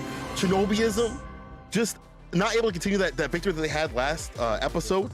But Oija Body Star, digging deep. You know, after MOV's loss, the team said, we'll hold it down for you. We'll hold it down. We'll hold down. These stats are coming up real soon. But what do you think about all these matches just in general? I think overall, I like the team synergy coming in from Nagoya Ojo Body Star. Their attitude and demeanor is pretty much on point with a champion caliber team. I think the only thing is, like, you know, you're as strong as your weakest link. You see immediately them talking to MOV after that matchup is over. I'd imagine it's words of encouragement. It's like, yo, man, it's fine. We're getting these W's. We're still at a steady pace. It's going to be all right. We had a little bit of a daunting task against Shinobiism, but we're the ones that made them bleed. This is one of the teams that are in the top 4, right, amongst Mildom Beast, tied with 8 points. This is significant for Nagoya Ojo Body Star. So if you're MOV, you got to be thinking to yourself, it's like, all right, well, we still have more games to play. We got to shake off the rust, shake off whatever we're feeling, because I still have some pretty competitive teammates, competent teammates at that. We see the scores and the stats, right? Although there's 100% on the EX uppercut coming in from Otani, it's just not enough to take down someone as seasoned as Dogura. I'm talking about well seasoned. Very well seasoned. Hopefully not well done. We're talking medium rare out here if we're talking about the best way to cook a steak. But the best way to cook a team right here is to come through and come correct after your boss gets absolutely dumped. We saw as MOV fell again, and Akira got that win from Momochi. I thought this was honestly going to be in Shinobiism side after having that victory, and after MOV kind of got stuff. We saw some of the failed conversions and things like that. Some quick comebacks here and there in this match, but just not so consistently enough, right? Yeah. And you see just the amount of damage output that is so daunting as MOV. You see a lot of these highlights consist of MOV having the lead and then falling short just a little bit. Yeah, you already know, man. That stun, the decision making, just not quite there. MOV, I swear to you, if you guys look back at the archives, MOV had it majority of the game. It's true. He was right at the precipice many times. And then Akira coming through in a different sort of way, just built different. Medium kick activation, didn't get the conversion as you said right there because it was counter hit, but still was able to clean up with that EXDP. Do you see me? He said, I'm not bootleg anymore, dog. And Higuchi not able to get his offense started that we usually see from him, the risk, reward, not even able to come in as like a factor. He had a good few moments of control, but just too much aggression from the side of Akira. Yeah, no, you're absolutely right. I think the control there from Higuchi had shown its moments, but there's just something about those conversions from Akira that are just overwhelming. Is this going to be the round? Oh, I wish they showed the round where Higuchi pretty much dominated with just upside down kick, but I mean, we'll take it. I think this was the same round, right? He ended it with the critical art because I remember his life being that high up, but also Akira's just overall usage of Cammy and her tools have just been so superb, right? Using that V trigger to kind of eliminate the threat of Higuchi's offense from the baby booms was so smart. Taking the trade too when you have the health lead, so smart as well. And speaking of smart, the matchup knowledge in this was down to a T. Dogra understanding to stay outside the distance, delete the fireballs off the table that Ryu can't do. Also, take down the down forward fierce. In the flip out situation that you might see on the reverse against Bison, many people usually backdash, try to flip out, try to find a punch against Bison, was on the reverse for Dogra in these scrabble situations. Said, I want to over easy. I'm so glad that Otani at least got that round from that game because yeah, that was nice. If he got robbed, I would have been so sad for him. I would have been so depressed. Like poor Otani, man. I do wonder where we might see the Akuma come out into play. You know, a lot of debate on what Shoto's the best and what's better than the rest and all that stuff like that. But I'm wondering when we're going to be able to see the Akuma play. I'm not sure if that would have been the determiner in this match. I think in that matchup, you know, on paper, it's still pretty dang even. The damage differential on Bison probably heavier, but if you make a mistake, Akuma can put you on your back. But it didn't seem like there was much neutralized from Otani. Crouching media kicks can come through every so often, but it wasn't enough in terms of continuous amount of pressure. Looked like Dogra didn't have much to fear. One of the things you mentioned was the reluctancy of Otani throwing in fireballs from the neutral. I think, you know, even though there's the threat of V-Skill 1 that's apparent, I think you should throw out the fireballs anyway. I think forcing Dogra to use that tactic needs to be one thing, like to get him kind of established with that. Sure, he'll build V-Skill for himself or whatever, but I think he'll be doing damage more often than he's building V-trigger off of the V-skill, if that makes sense, right? If you put it in perspective that way. It's true. I think just the threat of that offensive tactic needs to be present instead of letting Dogra run his play or like run his course in neutral. I definitely agree. And close range fireballs are going to be harder to absorb and call out. So we could have seen a lot of baits, you know, standing light or like a throw bait or whatever, or like throw just to like bait out the reaction and, you know, catch him and kind of like put that back on the table. So those are stuff for later on that he can look at. He can go back to the CFN again and check that loss and say, okay, I got to do this, this, and this next time I see a Bison, because there's lots of Bisons on these teams, right? And we've got two on this one. You better believe there's going to be other people whipping out other characters that may present a similar issue too as well. Right. And of course, per tradition, we gotta get the interview from the winning team. It is the away team with Nagoya Oja Body Stars, who have tied up with Shinobiism at 9 points apiece. So that puts them within the realm of top 4, I think 3rd and 4th respectively.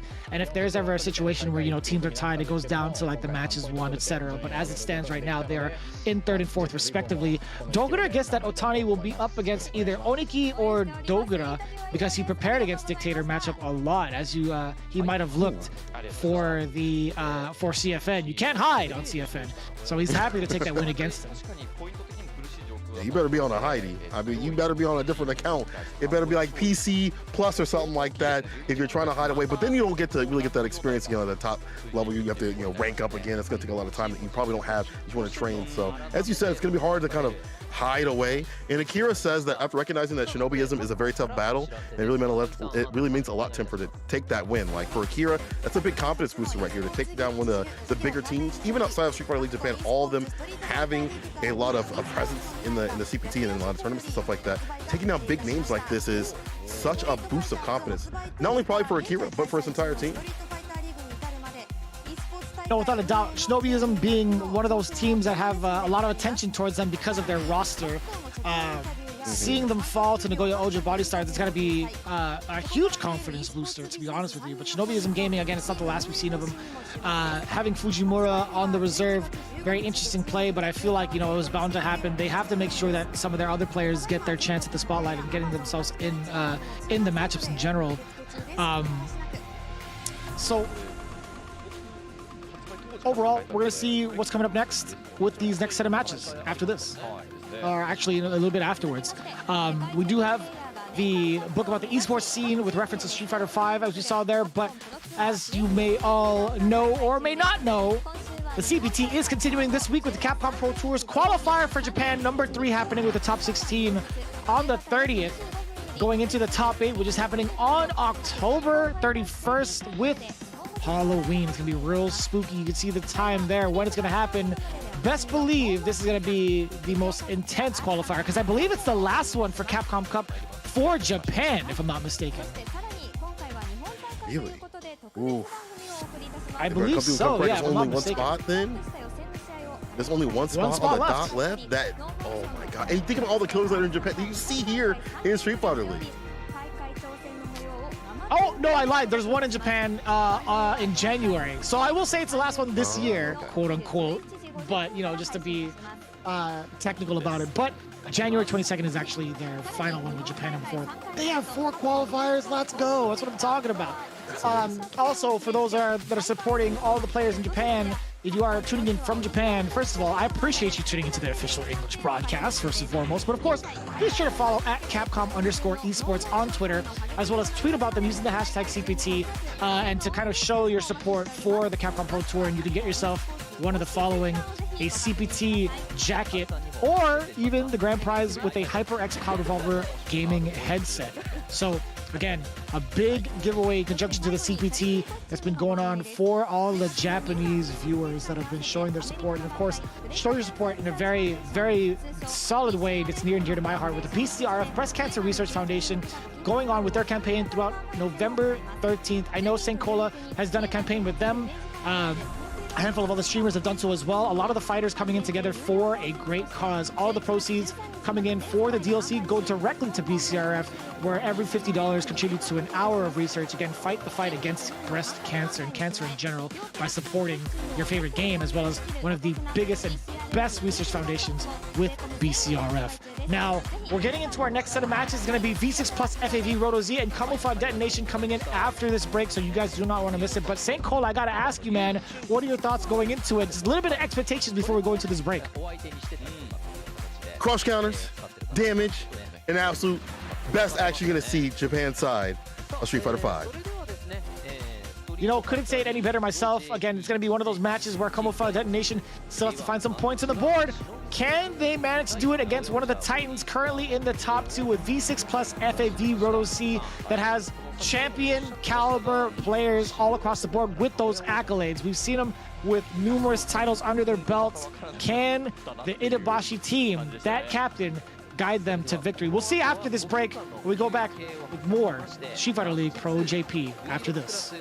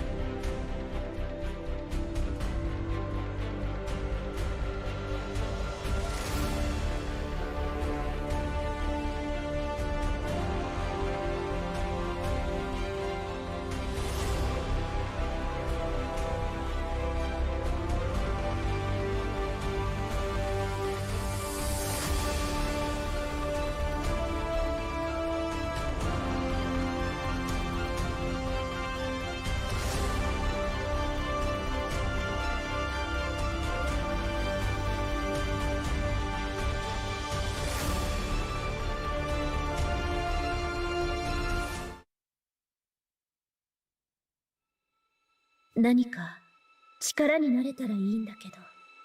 ああ。誰も頼りはできないと思っていたの。俺もだ。だが違う。That's good Make your move. Finish this. みんなで力を合わせれば何だってできるの。覚悟は決めた。一緒に頑張りましょう。ああ、行くぞ。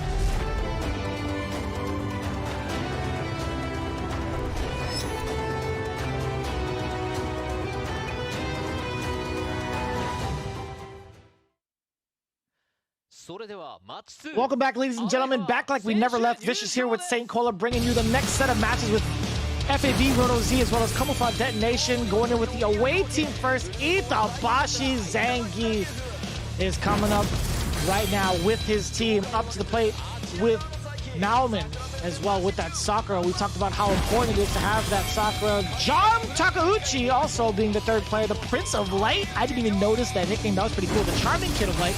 And of course, last but not least, the returning monk Tachikawa with that E Honda with a plethora of characters. Really a very solid team with Team Detonation. They're going to be going up against a very hard-hitting team, V6 plus FAB Roto Z. But as it stands right now, this team has a lot of pressure on them. As much as they like to smile and joke around, they're currently in last. Let's take a look at the home team. Home team is broken. The strongest Halberd right here, Sakunoko. Team backed up behind him is going to be the eyes of desperation, Ryusei. And if you thought that was too much, too bad. It's going to be Tokido, the genius pro gamer, and then to round it out, the Evo champion, the king, executioner of justice, Bajhan. Bro, if you look at, you see this team on the street, you walking the other way. Immediately, you crossing the street. You ain't trying to have it. This team is ridiculous, but I'll say this though, they are not infallible. Even gods may bleed.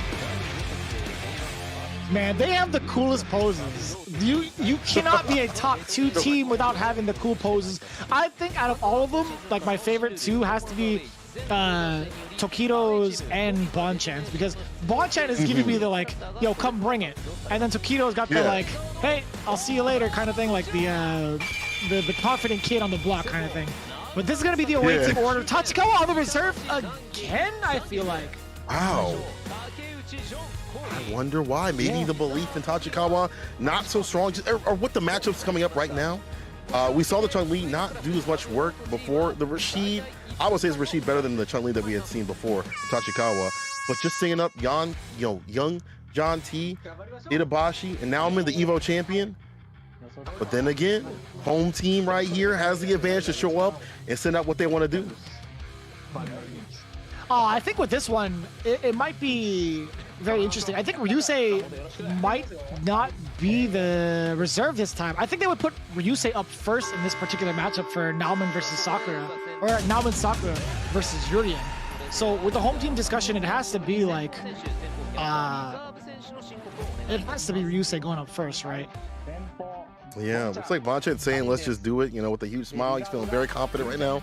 Ryusei looking down for some reason, not sure why. Hopefully he's got the, you know, that energy to fight this Team Detonation. Because as you said before, they're down. They're not looking too good, but they're not out just yet. Team Detonation needs those points. They're hungry. We saw what happened to Team Oija Body Star right there, right? They got hungry and they got fed, right? They about to get this bread. Yo, Bonchan has some of the best. If we're talking about poses, forget the pose, the looks in the camera. Bonchan just be a goofball, dog. He just goofy. I love Bonchan's faces. He is. So we did get the info that Ryusei is going to be the benched player again for today. Hence why he was looking so disappointed and so depressed. And then Bonchan immediately going, let's do it, with a huge smile on his face. Reason being is because he wants to go first. So that's going to be the order. It's going to be Bonchan's Karen versus Nauman Sakura. I do believe it was the twins' birthday not too long ago. I think I mentioned that last time. But happy belated birthday to his kids. This has got to be, you know, a real great feeling as a father. It's like, all right, well, I can't let my kids down during birthday month. What kind of father would I be if I lost on their birthday month? Gonna have the fatherly power up right there. Also, you know, it's great that you're able to stay home and kind of play. That's kind of the benefit of playing online. You, as soon as this is over, you turn around, take up the kids, you know, rock them to sleep again, you know. But you have to be able to get that win. Nauman is an EVO champion as well. EVO Japan champion going up against an maybe like EVO world champion, I guess you would say. In this matchup, you know, Karen has a lot of ways when she gets barred to smooth through the fireballs, and her ground approach very dominant, similar to Sakura, but I'd say a lot more stable. No, you're absolutely right. Looking at Bonchan's record as well, you were talking about, like, you know, him playing as Karen. I think Karen is the right choice to play against someone like Sakura, being able to contest in the neutral game pretty well with his normals, and having that kind of damage output as well as Oki. Back-to-back offensive pressure. I think, you know, it's a great choice of putting him first. Nauman Sakura won, or he beat a Karen in EVO Japan last year. It was Mago, by the way, so he should have that kind of matchup in his back pocket. He should understand how this matchup goes, but it's a different beast, right? It's Bonchan, who's been going back to Karen more often than not. But overall, his record, right? He fell against Fujimura yesterday. Not too bad. He fell again against Fudo when it was like the home team match against Mildon Beast. But since then, I think Bonchan has had a very solid record. He has a W as Karen, has a W as Sagat as well, so he's 50-50 technically in terms of overall win record, but his Karen needs a little bit more. He is 1-2 overall in his usages, or actually like 1-2, excuse me. 1-2, okay. That's not too bad, but you want to get further and further on the more positive side of things. But I feel like, you know, as you said, Karen, good for this match. Sagat could probably work too, but it's just the rush down for this character that could come through. Like, one could jump in, be skilled since you're the corner, and then you're holding all that pressure. Karen a lot more stable again. Bonchan says he cherishes family time a lot, so he spends a good amount of time with his kids. You know, being able to, again, be at home and play is the benefit of what's going on at the Street Fighter League season. You get to, you know, play a few matches, turn around, rock the kids, or have them sit in your lap while you're, you know, beating up people, taking people's points in rank, and things like that. That'd be hilarious. If he actually brings up his kids during a stream and plays with them like around, I would love to see it, to be honest with you. Tokido also had a little bit of a fun fact there. Tokido saying he's been working out, gymming a lot these days. Man has a gym in his gaming area. So, I mean, I don't doubt it. If he's going to play some games, he's probably going to do some sets in between. I've seen it every so often. When he moves away from the camera, you see the bench right there. Like, he's like, as soon as he gets done, he's out there working. That's Fit FGC out here. I love to see it. I love to see, you know, the pros out here showing us a good image to follow, not only in the game, inside the game, but outside the game too as well. Same with Hamiko, one of the Japanese casters. He goes to the gym pretty frequently. That's what I'm talking about. We're all on our game this time. You know, we got to make sure we keep ourselves, our minds, and our bodies in check. So big ups to everybody who's up in that fitness game too. So Tokido has always been that kind of cat to really maximize the most of his gaming prowess. Like, he wants to make sure that he's in tip-top shape, and it's trying to set the precedence for the rest of us. Try to be the fit GC, right? The F in FGC is now going to be fit. Shout out to Dr. Danny Fan, by the way. We see you. Yes, sir. Leading that charge out there. Really appreciate him doing so.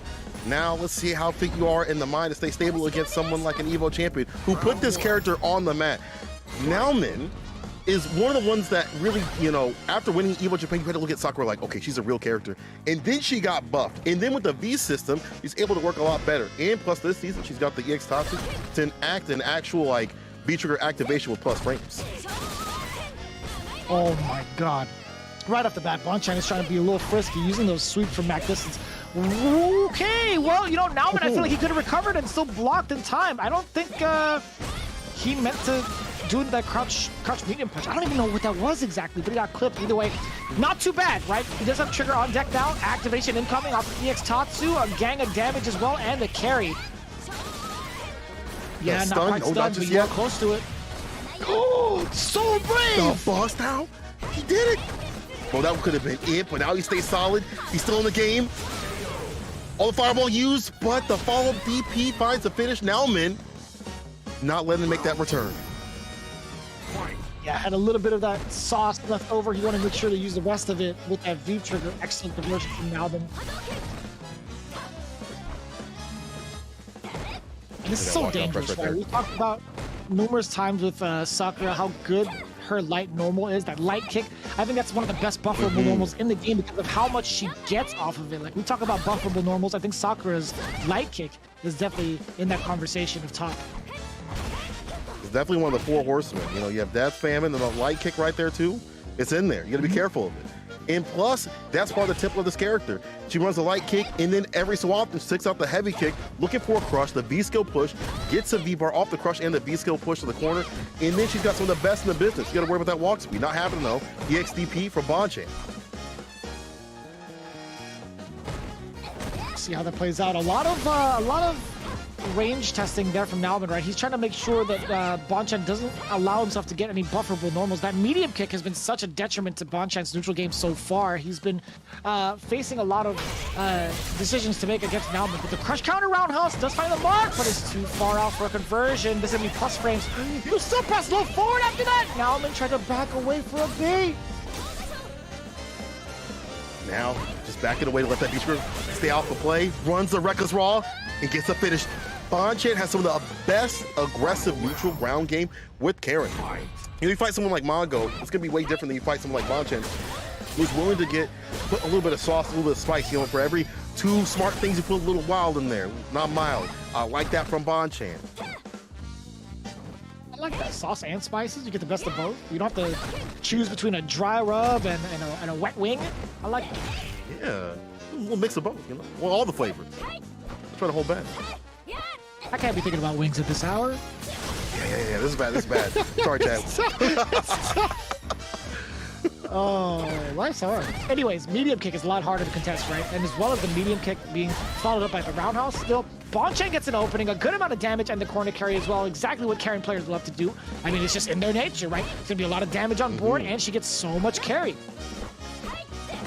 She still dumps out damage. She, gets nerfed every so often, but like it's not enough. Like she's still it's like a smaller semi-truck. And it's a one-touch situation for Bonchan.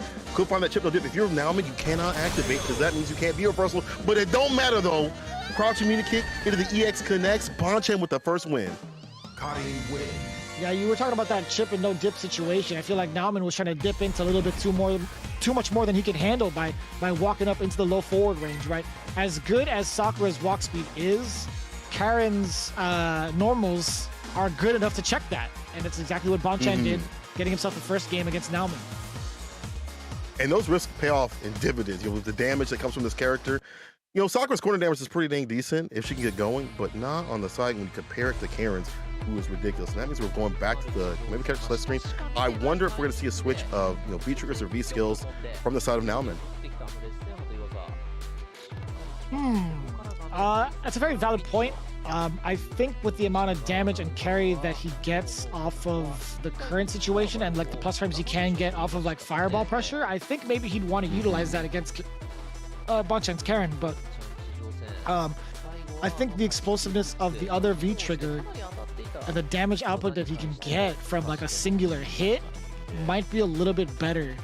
So, I mean, you have a valid point. I think, there might be a switch up, or it could just be that Nalman wanted to get a little bit of a breather because of how aggressive Bonchan plays after a certain amount of time. It's like, man, I played neutral respectively for how long, and this man's just gonna run me over like that? Oh yeah, that's right, it's Karen. This happens. I gotta reassess. Right? Like sometimes it just takes a match to remind you what this character can do. And also you're trying to set up shop with these like medium kicks, light kick right here and there. All it takes is one good decision. And Bonchan being so aggressive and disrespectful sometimes, even with that EXDP, shows you that it's hard to stay fine against him. Like you're trying to play the neutral from you, and the exchanges are going to be more beneficial for him. But as you mentioned, right, there's a shift. Oh boy. Does get the opening now. Nalman still trying to get a counter hit conversion. He does so after the medium punch, the second one that connects against Bonchan. Oh, that's huge! Oh, the Tenko was too far out for the conversion, but no punish. It's still Nalman, though. Activation incoming. Good activation. Fireball. Should be stunned and stunned. With the scaling. So that's a call from the corner. I like how you didn't use any EX bar to waste on that. Just wanted to get that last touch situation without wasting all the EX bars, save for the next round. Super smart, and I like that, building a little bit extra for himself. Man, the confidence in Nauman. I don't know if you guys saw the look on his face, but there was something stern about that face. He was like, yes, I'm establishing dominance. But as soon as I say that, here comes Daddy Bonchen. You're on timeout. Spend some time in this corner. EX. Doesn't catch though. Bonchen down back for the down bag. Block it away. Not trying to get open up the crouch media kick too. Puts his own on him. EX. Chase on with the medium, but the XDP. Now I'm gonna see you play up them things. Me too, dog. We're on the wake up. Back throw though. Back to neutral. That was an excellent defensive back throw from Bonchen. Again, Nauman actually went for a delayed down forward roundhouse to catch a big normal. Forward throw now. In pursuit afterwards. You can't even dash up after that, so he's trying to steal some turns. Again, Bonchen super aggressive, dog. It's hard to make these reads. Anti-air the crouch fears. No bite on the shimmy just yet. That's it. EX and double down with it. Down miss. So good. So explosive in the corner, right? Even though he has full critical art, I think utilizing the bar for other means is way better, right? You don't want that singular hit sometimes. Nauman exposing the legs, using EX uppercut, or using EX fireball as EX uppercut is just so good in the corner. So Nauman tying it all up. I like that. Using that time to reassess the situation in the character selection was more than beneficial. Or in the lobby. Check his face. Bro, like, check his face. Like, this dude said it was personal. What you did to me before was personal. Finds a punish on the other side. From the back door, it's not dominoes. Dash up, gets checked, though. So 16 to 25, we need you to slow down. He's in his rebellious phase, saying, you're not my real dad. Letting him know. I'm the dad that stepped up. Forward throw. Yeah. You're not sunning me today. Oh, yeah, that's huge. Oh, but still, I think with the crush counter, you aren't able to get that big conversion off of that. Close to death. Oh, you brave man. He has nothing to fear. Nothing at all. Oh, my God. Vicious, when you've changed diapers, you dealt with maybe like a child with like a fever or something like that. Nothing can deter you. Nothing can ever make you fear any sort of fear like these, like a kid. You know what I'm saying? Like that is it's a different sort of power up. You know what I'm saying? Like you won't fear nothing. You change dirty diapers and stuff like that for days. There's nothing more fearful than a kid. Dang, that's true. I feel like to a certain degree. There's something about kids, man. They're just like they're just. Be like that, dog, and he's used that aggression to full effect. He's on set point. Whew. That was pretty good. Anyways, Bonchen now keeping Dalwin into the corner. There's something about it, yeah, like being a dad, he's like, you know, I'll take those risks. It's not going to be a big deal, but Nauman still with a slight life lead, finding his way out of the corner, which is huge. I'm going to jump in, has to hold the block, or the throw, I'm sorry. The bump from Bonchen, you see him rotating these defensive options too, like backdash with some of these hits, just to stay solid, is able to activate, spins all the bar. He might be able to get V-bar going if he finds like a good crush, a good V-skill. Gets the activation up from now and pulls the trigger. Putting on full critical art, you know it's going to be a big conversion off of that, whether it be critical art or just meters spent. I think it'd be enough to take down Bonchen with that much health. I think, you know, Sakura, just her damage output as well is just as impressive. But we'll see. We'll see how it plays out if he gets the opening. But Bonchen, we've seen him come back from something like this before. Literally the last round earlier. Are we going down the tech? Trade, look at how dangerous he is. Sweep off the feet. Bro, that could have been a light kick into death. All these challenges have not found the finish, the feet shift. Yo, Nauman's getting pressured. He's got the lead in health. And the clock is winding down. 3 seconds left on the clock. Oh, it wasn't enough. Did he win? It wasn't enough. Okay, I feel, man, what's crazy about that is, I thought he was gonna go for EX into Tenko because Tenko comes out faster than Orochi. I think the Tenko would have chipped him. That would have been it. Bro, Nauman not fighting back. Find the momentum and find the stun. Into the super. What? I don't think he's dead. Minimal scaling involved. I don't think it's gonna be enough. Oh, just one touch away. Still looking at a perfect, but still. Okay, Bonchen eliminates that possibility, but it's still one of those chances for Nauman to make a huge statement. To start things off, the fist pump. Looking like Tiger Woods out here. Yes! That's what I'm talking about. Yes. Yes. But now I'm sealing it over Bonchen. That was super sick because we were starting to see Bonchen kind of make these almost violent comebacks where he turns himself down a little bit in terms of like volume real quick. And it's hard to find a placement of where, he's going to be with the crouching medium kick and things like that. But now I'm able to find just a full force of momentum that last round, bro. That was real good by Nauman. In Team Detonation, again, when they're lower on points, I feel like they're not lacking slacking out here. They're definitely trying to get more on the board, right? They're gonna be fighting a lot harder. Without a doubt, Nauman getting back-to-back wins, setting up a huge pace, or setting a huge precedence for the rest of the team.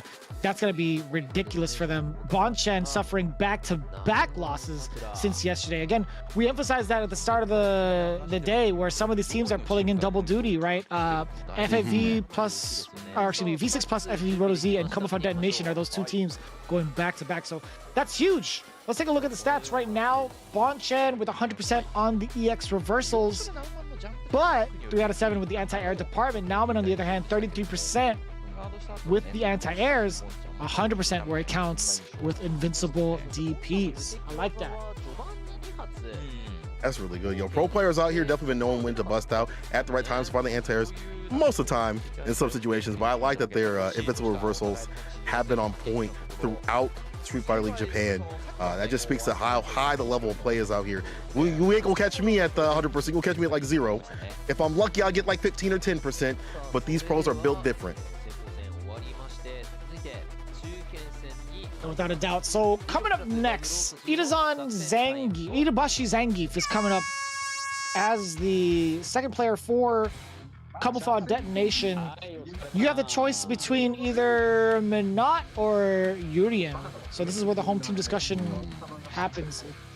Who would you pick to go up? Would you want to play Tokido's Urien in this matchup, or would you want Sakonoko to play in a more favorable matchup? I think Tokido's going to be more than efficient in this matchup to take him. So yeah, I wouldn't be surprised if he puts this down, because he doesn't want to play against a Rashid, right? Yeah, he definitely. But at the same time, I feel like, if you're Itabashi Zangief, it's to your benefit and to your detriment that you played Nemo so many times, that you prepared for that kind of Urien. The one like Tokido's built a little bit different, focusing more on the crouching medium punches, more about the walk in, walk down kind of pressure, and if he finds up in the corner, he really goes in with the aggression. Bonchen says he'll leave the rest of the team. It looks like it's going to be Sakonoko going up with the Minot, actually. Put the Urien off the table for a bit, but Sakonoko with it. I like that. So they're pretty much playing to their strengths as much as possible, getting every advantage in terms of the matchup as they can. So Sako with Minot versus Zangief, it makes sense, like in terms of percentages, in terms of being risk averse. Like, you want to make sure you get all of the best matches possible. So it's not too surprising. We did discuss that. Tokido being the anchor as the Urien player against John Takeuchi's Rashid is going to be very interesting. So hopefully we can see maybe the tides turn with V6 and see if they can get themselves a W on the board. Or else it'll come down to that situation where they could possibly get a tie game. So this is going to be huge for someone like Capcom Detonation and their team, considering that they're currently at the bottom. Nauman already setting the precedence pretty well. Let's see how it plays out with a little bit of the trivia coming in for the away team as well. But talking about the matchup, Senkola, Minot versus Zangief, what are your thoughts? I haven't seen this matchup in a long time. We just had a Minot enter CPT though, so obviously that means that she's super strong. No, but I do think that this matchup is going to be super annoying for Gief. I mean, you keep this character way at bay with the normals and the orb explosion at play too. And then the miscleos come out, it's gonna be even more difficult. However, the tide turner is the V trigger. Once there's a gap and you put her on her back, it might be a wrap. Like, once this character gets going with the Oki, the continuous amount of pressure that comes from Gief in the guessing situations, it's harder for her to find a way out of danger. Like, she doesn't really have a reversal. She does have a 3-frame, but it's not too dangerous until she's got meter going. And even then, that's not a lot of bar. So the large health pool can be used to full effect to take some of these orb hits and walk into the corner. Yeah, no, I think you're absolutely right. Minot being able to control so much of the space and range against Zangief, all of that is for naught if Itabashi can manage to push you into the corner and suppress you, right? If you have no more space to kind of utilize all your ranges, then it's going to be a different kind of ball game. I will say Sakonoko does have pretty solid defense overall, so we'll see if that even comes to fruition. We are getting a little bit of the away team trivia coming in from Tachikawa saying he'd move his nostrils very fast. Oh, I see. He said it's like a family talent. Well, I'm going to meet up with Tachikawa, and the first thing I'm going to do is flare my nostrils right in front of him and be like, hey, man, you're not the only one who's got that gift. Yep, I'm going to greet him just like that. Now I'm saying his special talent is to have the stern look in all situations. All right, now, man. I see you. Okay. The stern look, but I like Tachikawa's a lot more. I'm definitely going to walk up to him and be like, Tachikawa, I'm a big fan. Let me show you my special skill. Just flare it. It's going to be great. Flaring of the nostrils, dog. It's like a National Geographic thing going on. Now in the wild of the locals, the two will flare their nostrils to say hello. And you know, by the way, it says Itazan has gotten warned that he's not to read irritating tweets from Nemo. So is that what he's on his phone for? Have we confirmed that he is? What he's checking his phone for is just to see what Nemo's looking at the whole time? Years after years, we finally found the answer. Look at his phone to see what Nemo's saying. They're a match made in heaven, honestly. Itabashi Zangief and Nemo have been giving us all the content for years, and I love it. And I'm glad that the rivalry is still going on today. I will say it was an unfortunate circumstance for Itabashi the last time he played yesterday, falling short to Nemo. We did get the matchup of the lore, but it didn't fall in his favor. A little bit of a meme there, right? He put himself up just to do it. He's like, I don't want to play against Nemo, but I feel like I've been called out and I have to. So, whole different story now. It's going to be Itabashi Zangief versus Sakonoko Uzumaki. Round one. See if it operates in kind of the same way that we were kind of detailing before. Can't Itazan run that casino? Is Sakonoko going to go home with nothing? Run that fierce? I like that. Sweep off the feet. And you see that fade away? Had the max distance too with the three-pointer in the explosion, the orb explosion. Just dunking on Zangief right now, which is what we expected right in this matchup. There isn't a lot that Itabashi can do to kind of control or take back some of the space other than walk forward, utilize maybe the V-Seal for the parry. But look at how many times you're taking damage to get that space, right? Yeah, you're going to have to make them guess quite a few times to be fine. He does have V-Trigger, but Sakonoko's not letting anything go through to allow the suction cup to happen. Look at that. Fierce punishable. Sakonoko with another fierce to face. It finds a finish. Sakonoko just jailing him up full screen with the zoning. Yeah, sending that orb straight to the kneecaps. This guy Zangief is not able to move anywhere, right? He's being sent a hospital bill before he gets any sort of victory dinner, that's for sure. This guy's getting mauled up. Broken bones everywhere. Look at all these orbs, man. Look at how much he's stopping him. Oh, no! Oh. That's one. Maybe back dash, checks the dash though. Sakonoko. See, he's not getting a lot more aggressive this round.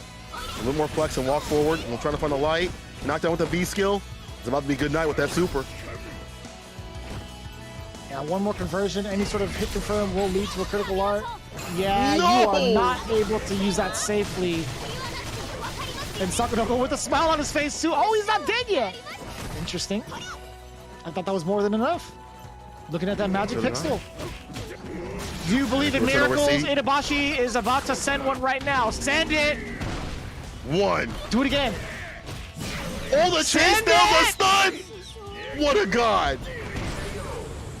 Do you like believe in miracles? Yes. Itabashi Zangief, master of reads, subject to none.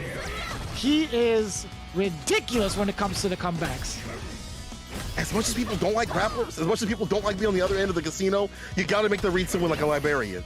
I feel like Itazan, he's understood this. He's played through this, not only just this matchup, like Sim and other matchups where you have to use that health. You have to be able to believe that you can make the comeback at any time to make them guess. Now look at what he's doing. Putting him in the corner, having the health lead, making it even more dangerous for Sakonoko to press. No, he's gone past the gates. He's inside. He's infiltrated. Here we go. Boom! One more for stun. Get ready for the stun. It's coming. Oh my god, one way or another. Itabashi Zangief now laughing it up. Damn. What happened, Saint? What actually happened? Like, we were talking about how much control Sakonoko had. We've talked about the possibilities of what happens when Zangief gets in. What happens when you allow this man into your home, St. Cola? He don't leave. He everything in your fridge. You just went to the grocery store. He don't care. eat up everything, drink up all the milk. And also, No, not the we saw milk. him call out the things from Sakonoko, the standing fierce with the recovery frames, the big jump in, and the walk down pressure. You see how aggressive Ida-san is getting with his buttons. Fierce, you know, going with the flex and things like that. Before, I feel like he wasn't as aggressive and the buttons weren't as placed as well, but he's hiding the fierce behind other things. Or is Sakonoko to use the bar?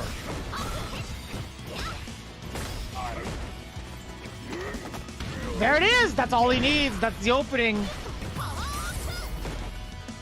It's looking like Goldilocks and the Three Bears right now, except that Three Bears are joined into one, and that's Itabashi Zangief. Don't let him into your house. That's 2 bears in 1? Oh no. They're definitely not leaving. This porch is too hot. This porch is too cold. This bed is mine now. All of them. All of them? I'll break all your beds. Oh, this SPD right here, all different strengths. This SPD is just right. This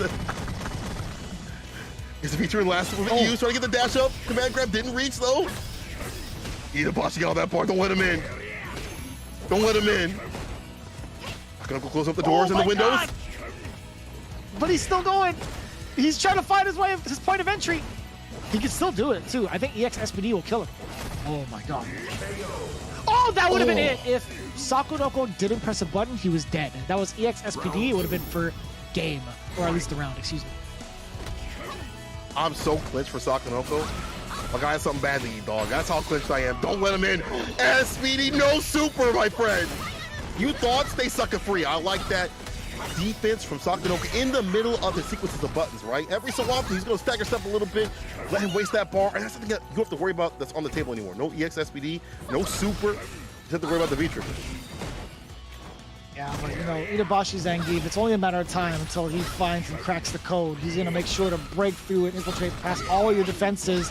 No matter how good your ADT security is, he's gonna find a way to hack the system. But not if there's a free perfect right there. I was gonna say, but not getting full control, just full control overall with the critical art, with the perfect. Sakonoko doing a fantastic job of maintaining that pressure.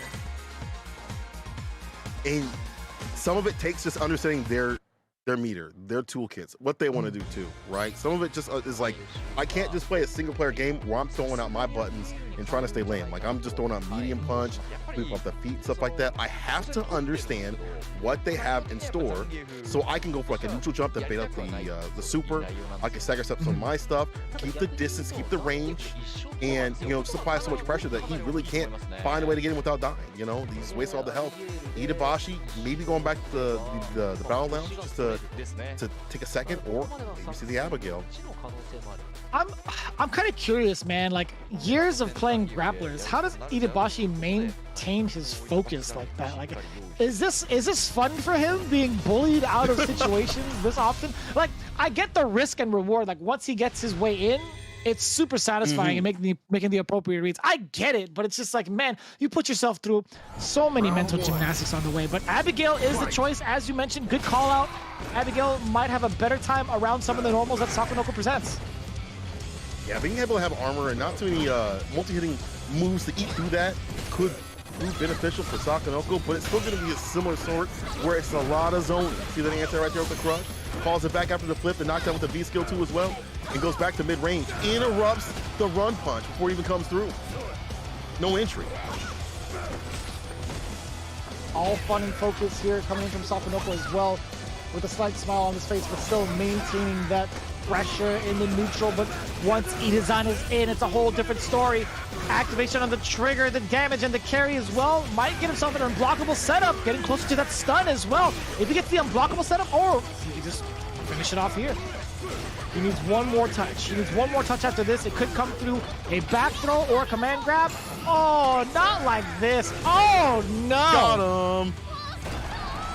Where's the smile? Ida-san, where's that smile? How does it feel? If I call your super now, how does it feel? And now being able to press a little bit more with the buttons, like the standing light, you know, you have the ability to, again, at least threaten with the armor. And you get a lot more damage situation with this character, a lot more on the brawling side than grappling side. And that's how he's getting these wins right here. But Sakonoko not done just yet. The interruption again on the rush punch.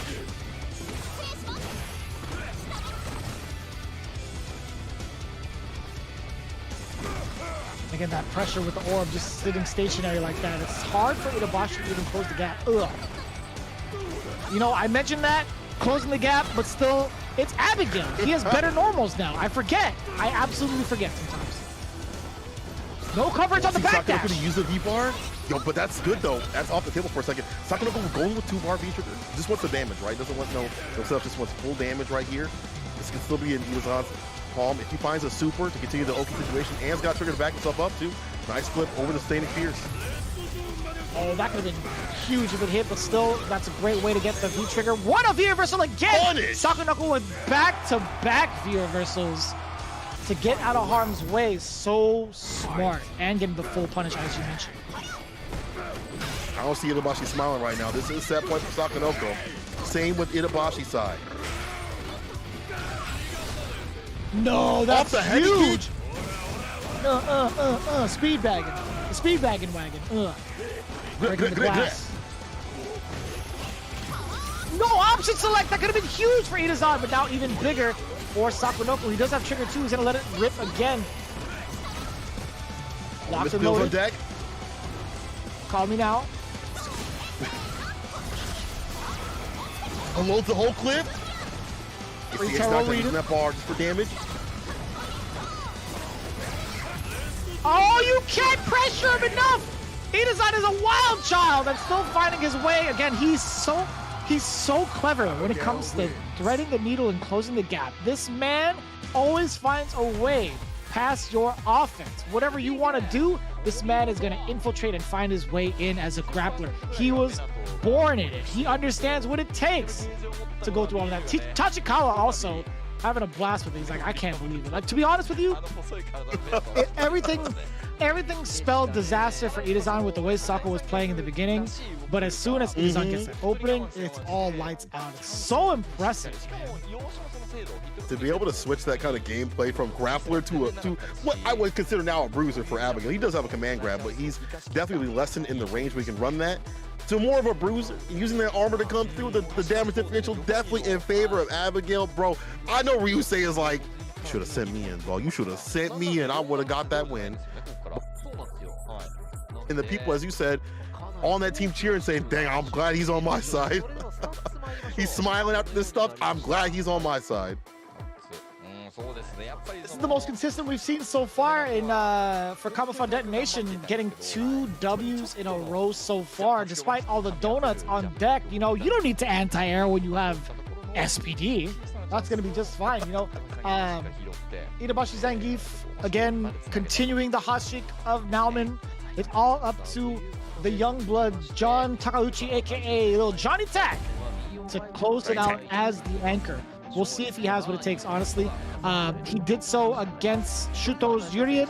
He has another Urien to face off against. It's going to be Cody versus Tokido's Urien, actually, as a matter of fact. Taking a look at John Tucker's record so far. He did win in the anchor spot yesterday. He was in the anchor spot 2 times over. Actually, no, 1 time over against Mildon Beast. He fell a little short as well, but it was down to the last game, last round. So overall, his record, not too bad. I think he's like 50-50. But wow, if you were paying attention to the preseason episodes, these guys were in the finals. Tokido took it down against young J-Tac in the grand finals, hence why the V6 team has 2 points ahead of themselves, as well as Team Detonation getting 1 point. A little bonus extra in the preseason. But yeah, John beat Tokido in the prelims of preseason, but Tokido won all the way from loser's side and took down that tournament, preseason tournament. That's Tokido fashion right there. We saw that until World Open, you know, coming back from the loser side, coming to take down NL. He doing so with the Urien. John T coming through with the Cody. It's such a weird thing because you don't usually see people go lower in terms of character strength, but he's really feeling his character. And as you said before, pulling out that reverse clean sweep against Shuto, who was a more defensive Urien, staying solid in that matchup was absolutely fantastic. Now, however, this is a different Urien. This is Tokido. This is the man, if he gets you in the corner, he gets real aggressive with it. And Tokido, I said, he has been playing perfectly, or he is perfectly ready against John's Cody. Let's see how it operates. Last match of the day. The best of 5 situation. First of 3. Let's get it, dog. Man, Tokido versus John T. You would have told me he was running Cody. What is going on? What is going on? I didn't even know we were in the last game already.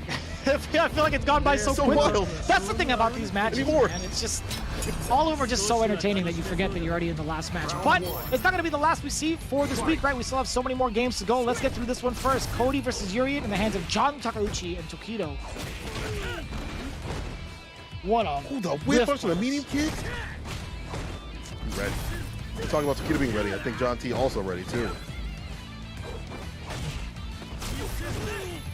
Yeah, the crime sway getting past the fireballs. We've seen how strong that was against Shuto. And you see Tokido kind of like tilting his head backwards. John Takeuchi showing him things that, you know, Tokido wasn't ready for, despite what he said earlier. Tokido saying that he was perfectly ready against John's Cody.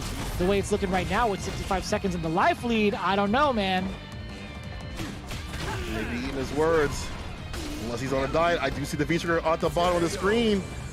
Not gonna happen this round. John T taking him down. Tokido looking absolutely befuddled and lost, baffled, confused, led astray against John T's play. Whip punishes coming through, but here's the EX headbutt, puts him in the corner with the cherry tackle, and the Batista bomb throw. We'll see what happens, right? We're talking about that diet. It might be the paleo punch, it might be the V-trigger vegan, but either way, it's going to be a healthy amount of damage coming in. As it stands right now, Tokido has kept it in shape with a slight light lead over John Takeuchi, but more importantly, the positioning of it all, right? Having no room to run is going to be so detrimental for John. Oh, you know, I thought so until the final fight combo comes in. It's the backdoor situation of the target combo. And John T about to pop with the trigger. Look at how he's controlling Tokido with the medium kick and then runs the EX off just like that. Every so often, even on block, has the activation. Now threatening with the command grab. Don't get too close. Ooh. Trigger is still on deck. Let it rip. Oh, you know, he probably could have hit the fireball. Maybe. Push it back. Ready to sway though. Try to keep the meter. Oh, no conversions. He had more than enough time to get a confirm. Nice frames afterwards, but still, John Takeuchi letting so much damage left. Oh, man, that's going to be more than enough. No, he's not. It's fine. Tokido is going to be just fine. He's big chilling. All tied up, one apiece. But in these scramble situations, both players have to really tighten it up, right? Like, you're both these players are looking at like, okay, I can't let this go off the table. John T especially, but same thing for Tokido. Everything's being whip punished early, and he's gonna have a better round start to stay solid. Oh, the crush though.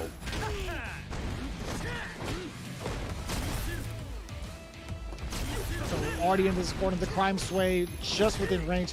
And I like the fact that Tokido is still stubborn in his ways. He's still going to throw out these metallic spheres, even though John Takeuchi's proved more than capable of throwing out these V-skills. Because sometimes you'll catch Johnny Attack off guard, and now you're in this favorable position of putting him in the corner where John Takeuchi has to try to fight his way out with more risks to be taken. Tokido's going to be taking that more often than not. Okay, I like that. Big What buffer. a risk!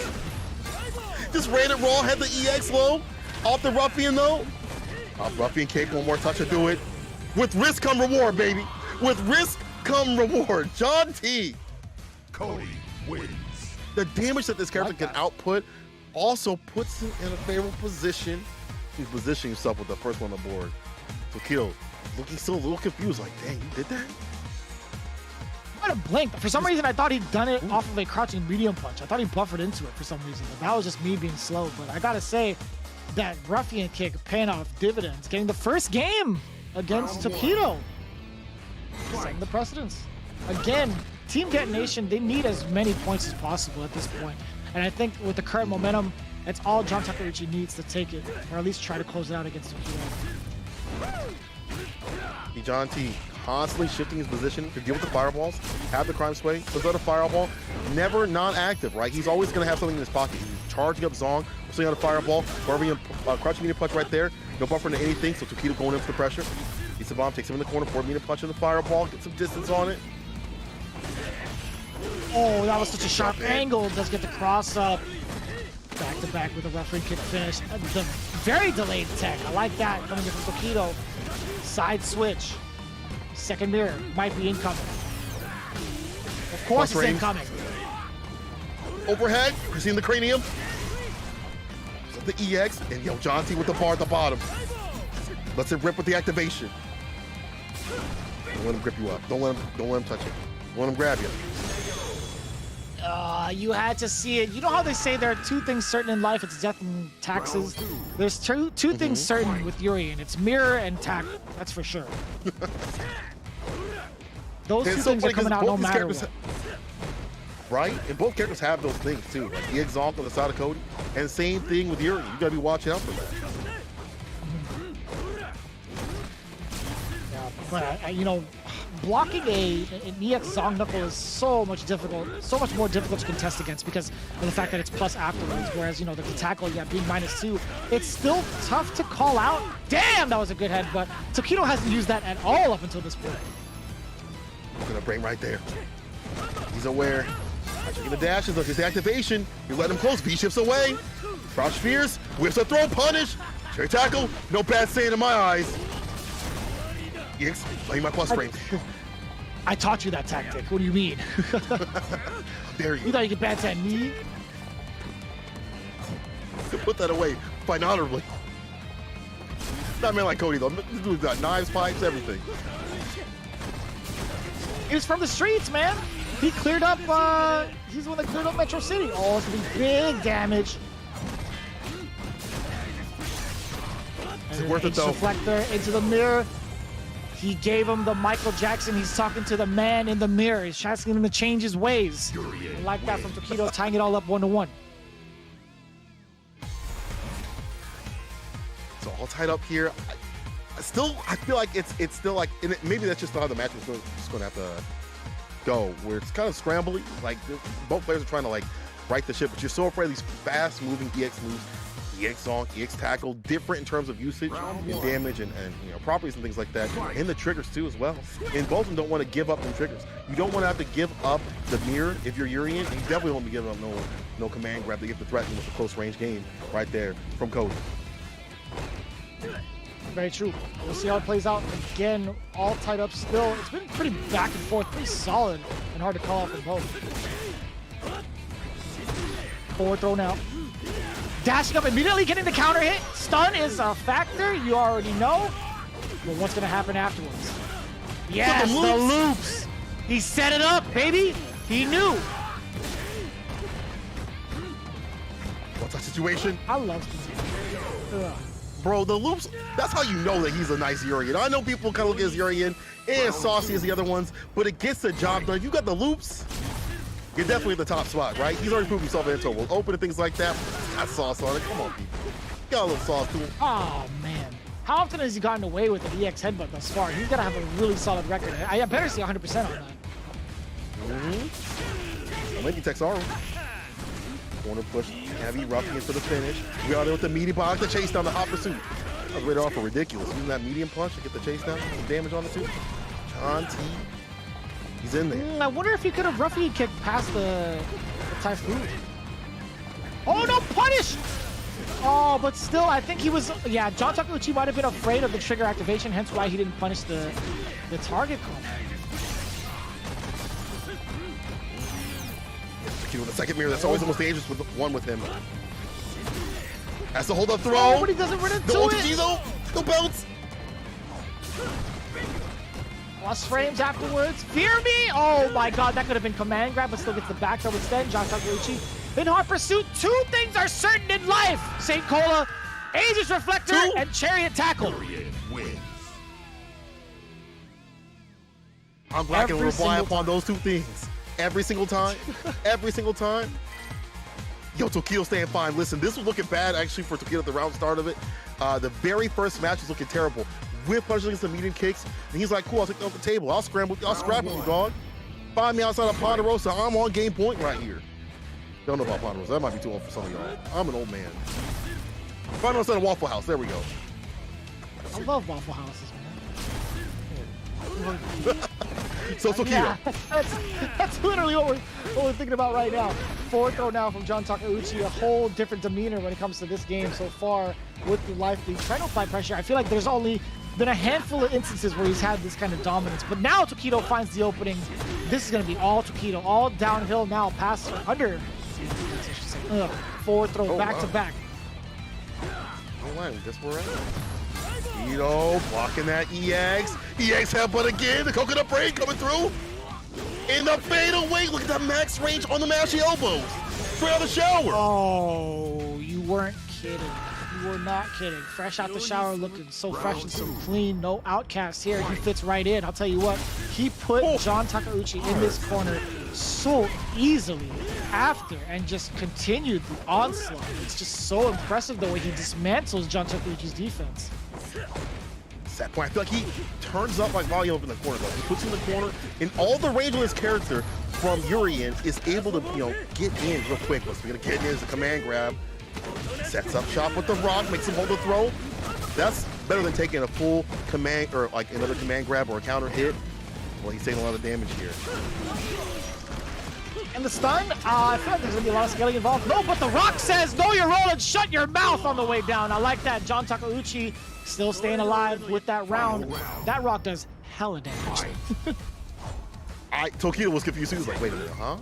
Even with the help that Urien has with the scaling too. Dang, staying solid though. John T saving off set point for now. Tokido putting him in the corner. This has been a big pain point for John T, as we saw last round, the round before that. Fierce, max rate with the fireball. Careful now. Very important tech there. Tokido trying to steal a turn. Neutral jump with the medium kick air to air. I like that. Oh, that's a big punish, a big risk from John Takeuchi. And the reset on top of that. Forward throw now. You are in the clutches of this bad man. And that's all she wrote. EX tackle. Of course, that's going to be the way to finish it. 3-1. You are done, John Takeuchi. It's still going to be enough to get the tie for Team V6 Plus FAV Roto Z. Fantastic play by Tokido. The corner pressure was the thing that sealed the deal. We saw it so many times. And Cody not having a 3-frame or obviously a normal reversal doesn't allow him to kind of fight back. We saw, you obviously have the 3-frame to get knocked down with the bad sand, but that could be stuffed. And that sets them at a draw of 2-2. You can see that score go right back. They're like, hold on now, it's 2-2. That's a draw. But that's good for Team Detonation though. Overall, maybe not able to get the victory in full, but not able to walk away with another loss. If you're Team Camouflage Detonation, you gotta still feel pretty good with the way you perform against one of the top two teams, right? FFV, Roto Z being one of the dominant forces of Street Fighter League this season. Of course, you could see from their roster, but this is a great turnaround. If you are a Camouflage Detonation, you'll take this W. We're still at the halfway mark. I think getting as many points as possible on the way over is going to be just fine. As we can see here, 5 for 5, by the way. 100% on EX headbutts coming from Tokido. 50% from both sides in the anti-air department. A couple of donuts there from Johnny Tag. Not going to be against his diet too much, but again, no invincible reversal from the side of Cody. That's just the nature of the character. That's just how it is. But as it stands, Tokido making all of the EX reversals count. Absolutely. Be able to throw the needles, throw the gaps. John T, you have to think about that later on. You have to put those gaps so that Tokido gets punished. This is still a reversal, so even in wake-up situations, you can kind of bait that out. So we'll see what that's about later on if they do fight again, which they probably will. But again, good stuff to Tokido's team, but also the team, as we said, Detonation already. That's a big buff to their morale, right? Maybe team, Roto Z out here probably not feeling as good. They have that draw. They probably want to keep that momentum, but it still gave us great matches. Having two Evo champions go up against each other in the first of two, fantastic play. The Bonchan power up from maybe the kids were in the back screaming, "Yo, it's time to be fed," and made some mistakes. But Nauman came through and came correct, changed up the template, and got super aggressive with it. It was a round though that came from Bonchan, nice and easy with it.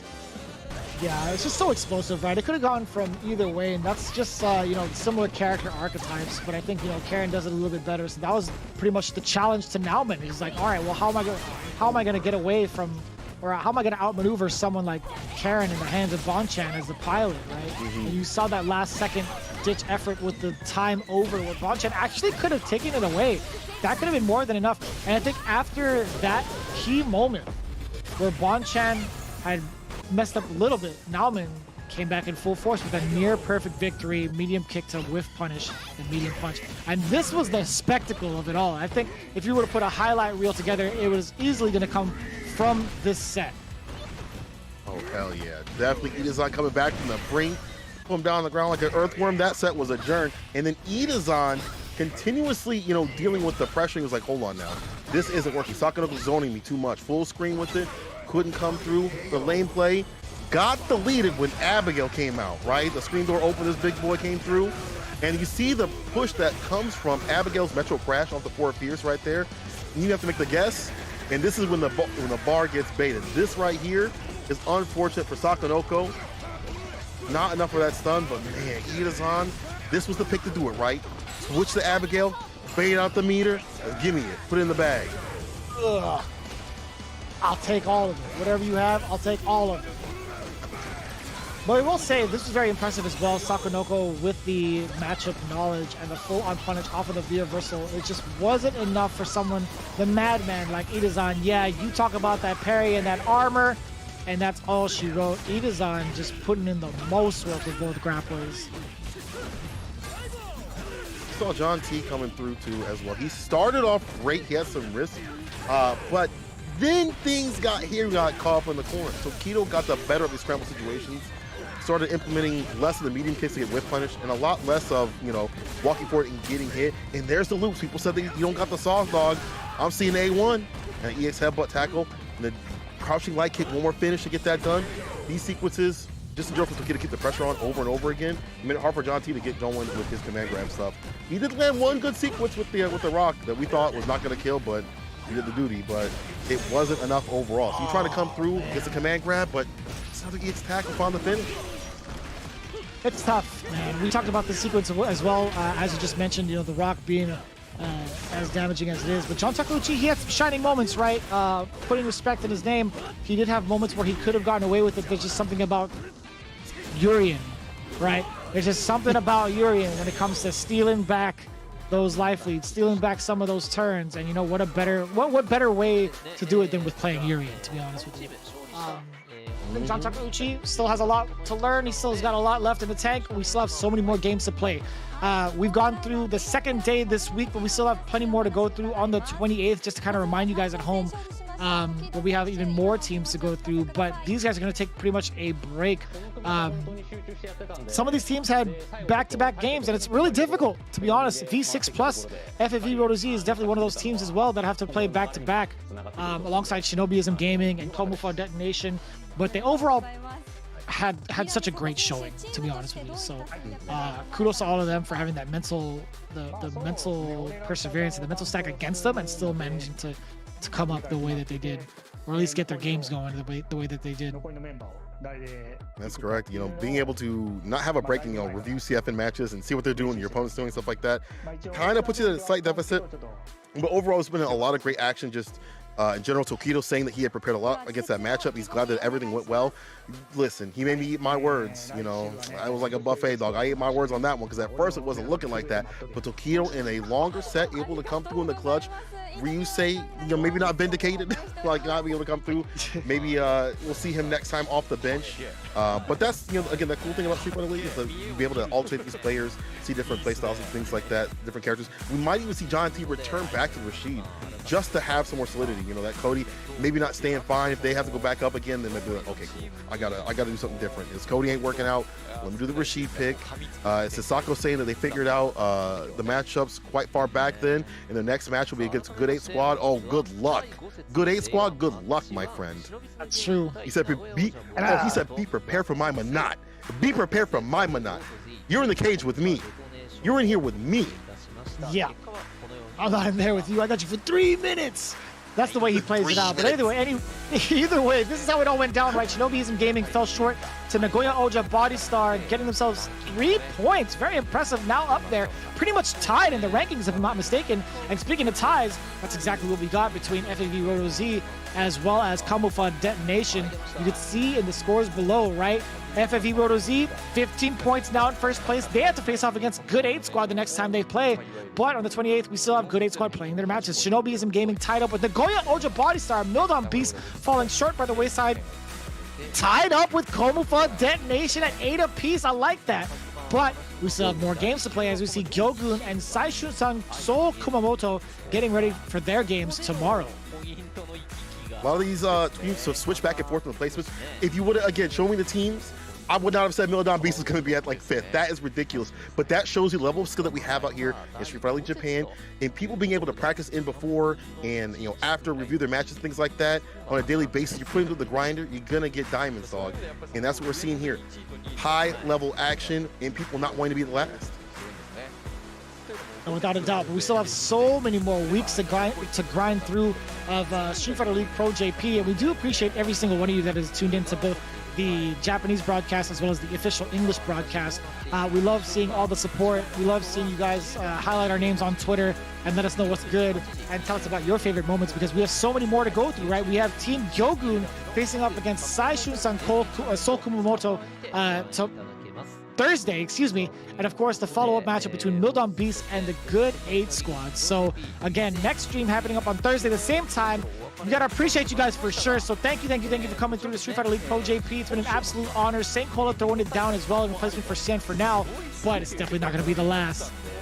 We appreciate you guys again. St. Cola, it's been an absolute pleasure, my man. Absolute pleasure to be out here. People, again, keep tuning into Street Fighter League Japan. It's only going to get hotter out here. And boy, oh boy, I can't wait till Thursday. That's, I couldn't share that sentiment myself even better, but I'll say again, Thursday is where you need to be for more Street Fighter League Pro-JP. We'll see you guys next time to see the rest of these teams duke it out. Until then, take care. Keep playing some more Street Fighter. Peace. Peace.